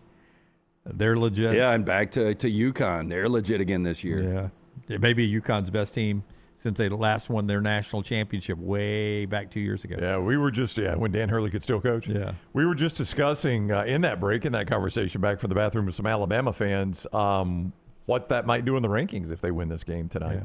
Yeah. They are currently 8th Oh, they're up to 3, 2. I mean, or 3. you got to put them in. I mean, if you got wins over St. John's and Yeah. Purdue, you got to be in the top 2 or 3 for sure. Because that would have been number 5 and number 2 in the AP poll when you beat them. Yep. If Houston is able to beat Auburn Sunday at Legacy Arena here in Birmingham, 2:00. Don't know if that's sold out yet or not, but I bet it is with the Auburn folks. Then you won't jump Houston, but I could see you go all the way up to number 2 in the AP poll with those 2 wins. Bama jumped 7 spots just on strength of the St. John's win. What time is that Houston-Auburn tip? 2:00, Legacy Arena on Sunday, right in the middle of some NFL football. Yeah. The bewitching hour, in fact. You're going to miss the witching hour. Yeah. Where wins become losses and losses become wins. Hey, our friends at Storm Restoration Roofing gets us to trash today, and we'll talk more Bama and Oklahoma football on the other side. Not that Alabama's a basketball school. Too much basketball talk there for some people in November. But Storm Restoration Roofing. Greg from Pell City's going to be at the basketball game tonight. He's already texted me. He said, "You going to be down?" I said, "Yeah." He's like, "Hey, let's meet for dinner." I said, "I don't know when I'm getting there, but I'll let you know." So Greg is on a roof right now, and at some point he's going to come down, probably take a shower, and then head to Tuscaloosa for basketball. Probably, right? I was laughing at the take a shower. Yeah, I mean, you never know. 99%. 99% he'll take a shower after being up there like a filthy animal on your roof, checking it out. Greg's more of a bubble bath kind of guy? That's all right. He could just soak for a moment. Don't say that. Aromatherapy. Yeah. I could see Miss Andrea running him a bath every now and then. It's a locally owned company. Best roofer you'll ever want to meet there. Good dude. Loves his sports. And loves to take care of families, too, because he's a father of 10. So he understands what it's like raising a family here in Alabama. He's local. Has been locally owned for over 20 years. And he wants to help you with a free no-cost roof inspection. 205-542-3531. 542-3531. The company is so family-oriented that he has sons and sons-in-laws and daughters that work with the company as well. And that roof inspection is so crucial because you don't know what's going on up there unless you crawl up there and take a look. Leakage, it just takes one little shingle out of place that can cause a massive problem. They're great with insurance providers, A-plus rated with the Better Business Bureau, storm damage, replacement, repairs. He does it all. Greg from Pell City and Storm Restoration Roofing. Let's do trash, Tyler, if you can hit that button. Tell me about the whistles. The whistles got woo. When you want to woo woo, it's that woo woo. You know what I'm saying? LT's Trash is presented by Bud Light. Easy to drink, easy to enjoy. Again, programming note, 11 to 2. Live show tomorrow from the Innisfree Irish Pub right there in Tuscaloosa, right north of the Strip, getting ready for Oklahoma, Alabama, our friends at Adams and Bud Light. So yesterday, we had a national moment.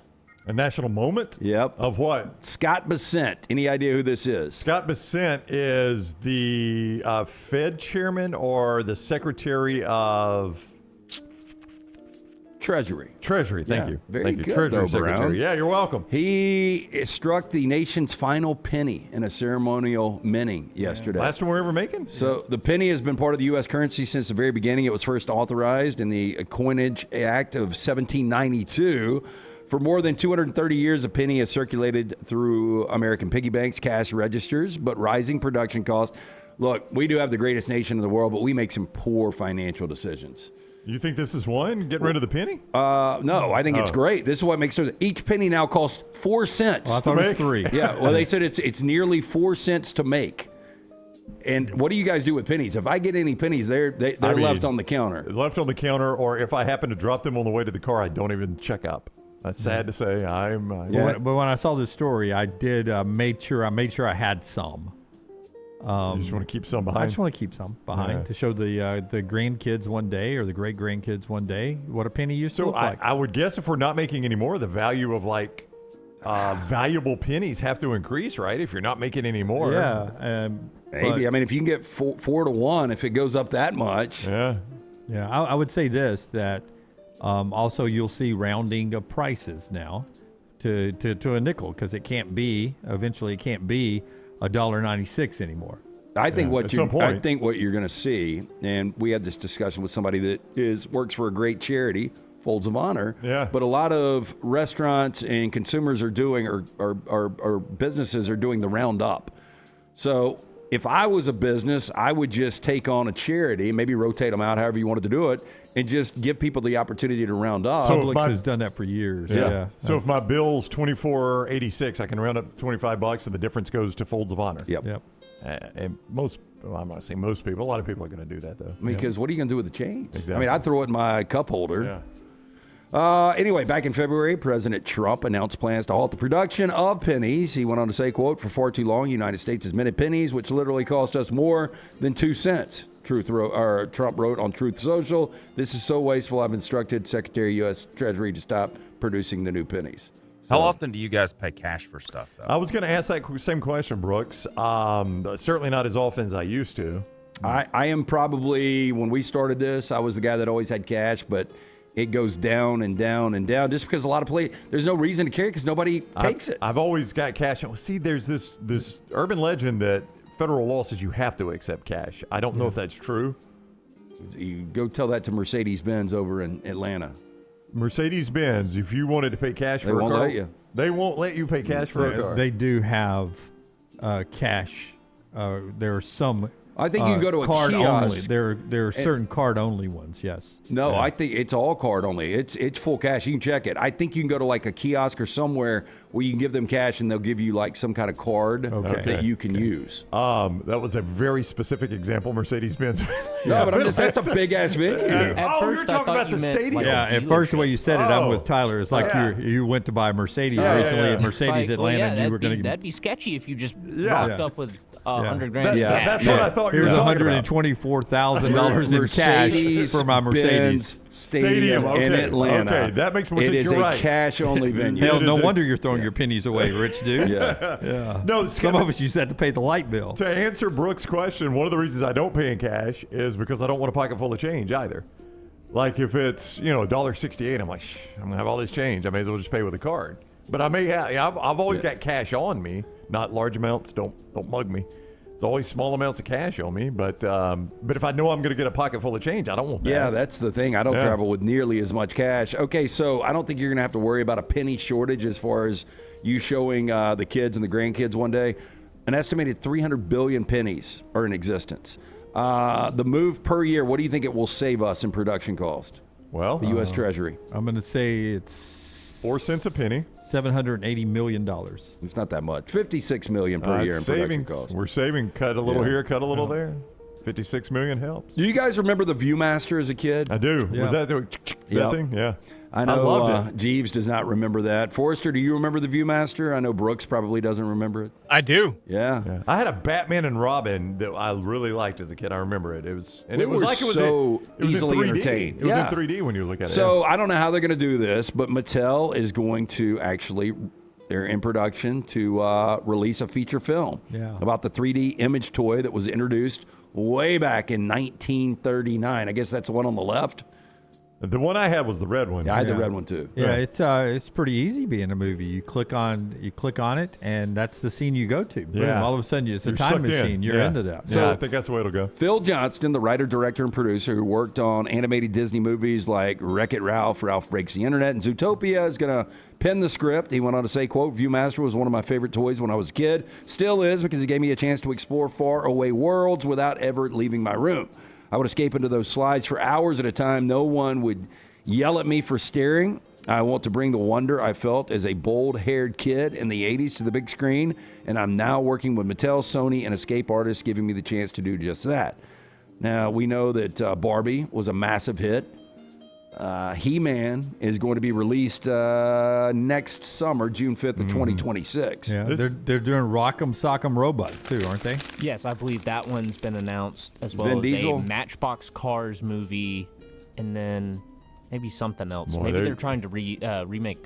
No, wait, that would have been They're Hasbro. trying to get our generation. Battleship, Yeah, they're but trying to that's get our Hasbro. generation to go to movies. Candyland. I think they're doing Candyland. Oh, of course. Out of I think I might have seen ideas, something about that. as shown by this past week with all the re-releases. Yeah. And there's going to be a lot of re-releases This coming is up. an easy script. Kids rummaging through grandmom's attic. They open a box. They find the ViewMaster. What is this? I don't know. And they It's like pop it in there. Jumanji? Yeah. And then they're in the scene. Yeah, this is the way 100% the hell that's going to go. Yeah, you click, and then, just blue skidoo, we can too, go to the next scene. Now, does the ViewMaster make Does it make a comeback? The what? The Viewmaster. Will they make it's way too archaic for this generation. Yeah, but my daughter, 10 years ago when she was in just starting high school, every kid had a Polaroid camera. That's right. Yeah, those are hot for like a minute. Yeah. And they were cool, remodeled, smaller. Yeah. And you took pictures. And heck, Taylor had one the last time we were at the Floribama all together. She had That's right. took some Polaroids of us there. Yeah. That trend lasted like 2 days, though. That's what's the problem. But it is interesting. I ran into you at dinner last night, and Leighton was meeting me, and she was late because she was at one of the local drugstores getting pictures off her phone printed. So we're back to that now. I thought that was the horse you did them on the phone. I got one I want to get printed. How hard was it? Oh, I don't know. She was late to dinner. I'll find out. CVS has still has an ability. You go in there and you basically download it onto the machine and prints up. I just need to find out like what size I can go to where it doesn't lose some of its. What is it? What are you doing? It's actually it's a cool photo. It's a photo of my grandfather. And it doesn't have to be large. You posted it on Veterans Day. No, that is my grandfather, but it's a different photo. Yeah, but it's just a photo that's it's a great reminder of how hard my grandparents and my parents worked so that I could have everything I've had. And I would just like a photo of it as just to hang in my basement as a reminder. Every time I look at that photo, it reminds me that the people that came before me and my family worked their absolute tails off in some tough situations, so that I could have a really good life. So that's why. If you want me to get deep, Lance. Yeah, no, that's it's a cool photo, nice. though. Yeah, it's a cool photo. Florida teenager confessed to tearing up a golf course by doing donuts in a truck, causing more than $160,000 in damage. When asked by police why, quote, "I was bored." Island. Tyler. So I wanted to double check with you before I showed the picture. Am I going to have a violent reaction? Maybe. It's graphic. Oh. Show it to me. There it is. Are you kidding me? Yeah. Seriously, Island. I mean, it's what Polly did to Christopher's yard in Sopranos last season. I don't know what punishment you do here because what would you say the damages were? $160,000. I make him work it off. How long is it going to take a kid to work Years, up I don't care. $160,000? When you're not doing time for doing this damage. He's a teenager. Let's get to it. I would take his driver's license away for a year if I was the state. Definitely trespassing. So, I mean, there's got to be something that would allow you to take the license away. Now, deputies were called to the New Smyrna Beach Golf Club on Sunday after staff discovered deep tire marks that you see right there. Investigators said the course was badly damaged, that crews had to start emergency repairs immediately, with the estimations placing the total cost of restoration of around $160,000. This is a 17-year-old. Has been charged with causing $161,000 in the Venetian Bay Golf Course in New Smyrna Beach. Yeah. Scott in the chat says that's the most fun thing that's ever happened on that grass. Scott is incorrect, and he'll go on the island. He'll go to the island too if he's not careful. Here's a close-up. Oh, that's Scott Forrester that says that. Yeah. Scott. Probably the most exciting thing. Yeah. Scott. I said what I said. Scott, you've never I said what I said. PD, pre-Debbie, you never once made out on a golf course with anybody? Not on a golf course. No. Okay. I like your. Listen, I mean, here's the thing: it's $160,000. You know what doesn't cover this? Insurance. I don't think they've got insurance that would cover that. Well, let me ask you this: as a member of this club, how long are you shut down? But how long are you shut down? Well, I mean, that one hole is shut down for quite a while. It'll take a while for that to be repaired. But you know who pays the repair for this is the membership. Yeah. They probably get assessed at some point. And they have to pay. It's a little bit, but still. We go temporary green for a while. You do? Yeah. I mean, that's up in front. Yeah, I mean, that's a good, Lance, 6-8 months to get that grown back in the way it needs to. Probably. Terrible. What are you doing? So and Scott applauds it. A pig named Breakfast terrorized the Hamlin Park Historic District neighborhood on Thursday. What are we doing to the bacon? A woman during a wild goose chase around town. Resident Renita Shadwick told 7 News that Breakfast charged at her, attacked her in a bizarre and terrifying encounter. Quote, "It was on me, and it grabbed me by my hair like you'd shake a bag of microwave popcorn." I've never heard that analogy. A pig did that to her? Yeah. Look at that pig. That's a big pig. Quote, "I was able to put my arm around to protect my face. My second thought was, this is ridiculous. This is a pig on Victor Place in the city of Buffalo. Where did this come from?" Viral video surrounded by Shadwick doesn't show the alleged attack, but captures a surprising moment when a Buffalo police officer runs towards the pig shouting, Quote, "That's mine. I got her." Now, the officer identified the pig as Breakfast, explaining that his daughter said it escaped under the back fence. Shadwick told the officer that the animal jumped on her, bit her. She thinks you're going to feed her because you smell good, is what the cop said. So I smell good, so you think I'm going to feed you? Yeah. What if he was just trying to, use a line on her? It's like, well, let me shoot my shot. Yeah, you smell good. You smell real good. The pig likes you. Yeah. Every morning they let that pig out in that backyard, and it looks at that gate. If I could ever get out, all this laughter about bacon, They named me Breakfast. They thought that was funny. I'm gonna show the world. I'll show them it's funny. Is it the third or fourth smartest animal in the world? The pig? Yeah, I'm gonna go at least fourth. Yes, I would not have thought top five. I really think it is. I forget what the ranking is, but potbelly pigs are up there. Yeah, they're smart. Oh yeah, very very intelligent. Don't judge a book by a cover, Jim. That's your lesson today. Russia's first humanoid AI robot fell over seconds into its official unveiling, with the staff struggling to pull a curtain across the stage to hide the fallen machine.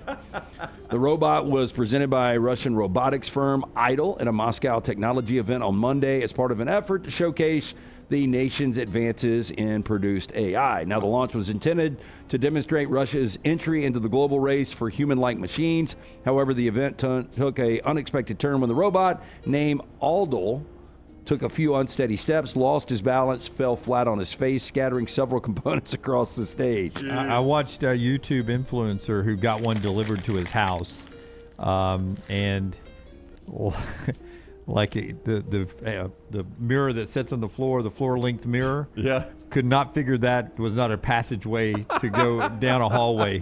He shattered that thing, and then he was trying to pour milk into a bowl or anything. It just was a disaster. Punching holes in walls, like the real human stuff. Yeah, it was a disaster. This version, powered by a 48-volt battery capable of 6 hours of operation, currently consists of 77% Russian-made components, a number the company plans to raise to 93% in future iterations. Now, although Aldo is not yet capable of staying on his feet, they went on to say the robot can, quote, smile, think, and be surprised just like a person.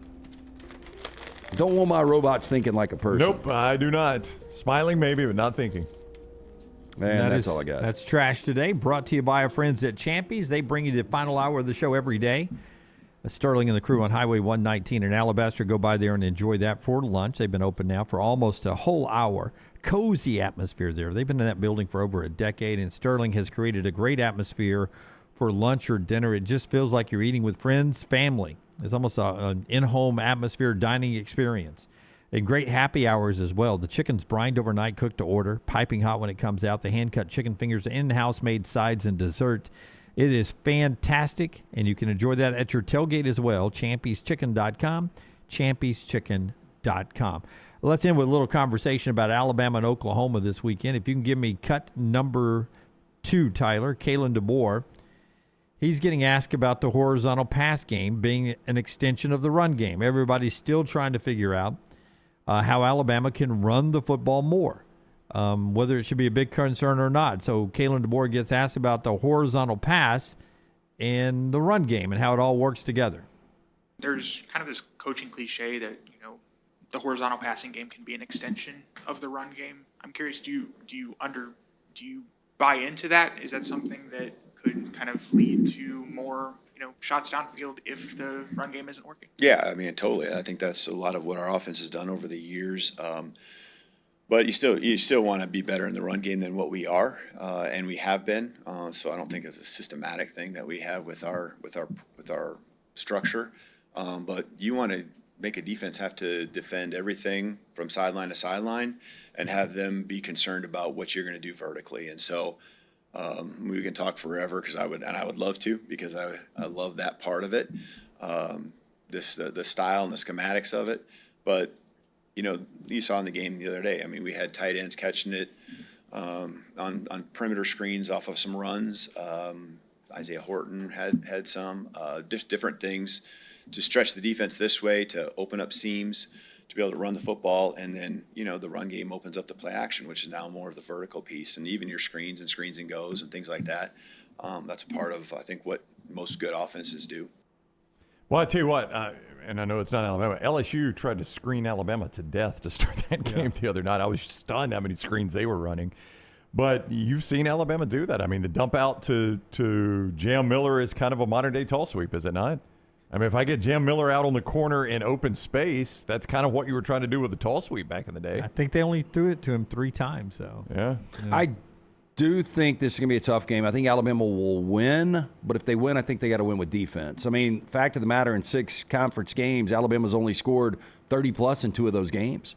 And I just don't think Alabama's offense, being as one-dimensional as it is going to have a lot of success against the Oklahoma defense. But I think on the other side, Kane Womack's defense can shut down this Oklahoma offense. Yeah. You sound like, I don't know what the total is. You lean under? Yeah, I probably would play Oklahoma under right now. Total right now is 40, I didn't write it down. 48.5 maybe. Well, that does sound like an under.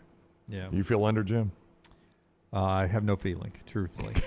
I mean, I really don't about the whole game. Yeah. You don't have any feel about this game? I don't. I feel like it's a tough game. Tough game. I'm surprised every week how comfortable people are with Alabama winning the game.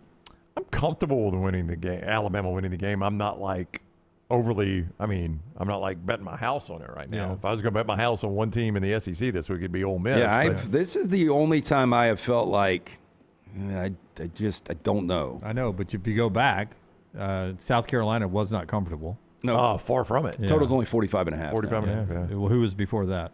South Carolina before them was Missouri. Missouri. That was not comfortable. Yeah, No, that was not comfortable. Vandy, I mean, 2 red zone turnovers. That was about as comfortable as it's been. Yeah, Vandy never really challenged in the second half. Georgia wasn't comfortable. No, but you expected that. The two games. I mean, Tennessee without the pick 6 before the half. But without that pick 6. Yeah, you're up 16-7 right there, so you weren't like panicked by any stretch of the imagination. But once you get the pick 6, the game was over. Yeah, but 16-7 if they scored that touchdown, it's 16-14. No. That's what I'm saying. You weren't panicked at that moment. But Wisconsin, La Monroe, and then you lost the game when nobody was worried about it, Florida State. So yeah, and I say they've scored 30-plus in 2 of the SEC games, but you look at them, one was on the 4th and 1 with Jam Miller with no time left to get them to 30, and the other, to get to 37 was pick 6. Yeah. So the offense, I'm not sold on this. As good as Ty has been, I am not sold on this offense. Yeah. I'm just saying, great football team. Fun season. Hope it goes on deep into January. I think they could still possibly win a national championship. But it's every week it just seems like everyone, and I'm saying media-wise or projections, just seems like it's going to be, Alabama's going to win. Alabama's going to win. Whew. You ride that roller coaster you just saw there. It hasn't been as easy as the record looks like it is. But might be the best active coach in football. Maybe. I like him against Eastern Illinois. I'm comfortable on that one. I feel comfortable on that one. with that. Yeah. You know why? Why? The next one? We've already seen Tennessee Tech beat that Eastern Illinois team. See what Tech does with Kentucky this weekend. All right, that does it for the show. Tomorrow, 11 to 2. 11 to 2, what has become almost a normal Friday start time for us. 11 to 2 tomorrow. Innisfree live in Tuscaloosa with our friends from Adams Beverage and Bud Light. Easy to drink, easy to enjoy. We'll see you at Innisfree tomorrow. Until next time, God bless you and God bless America.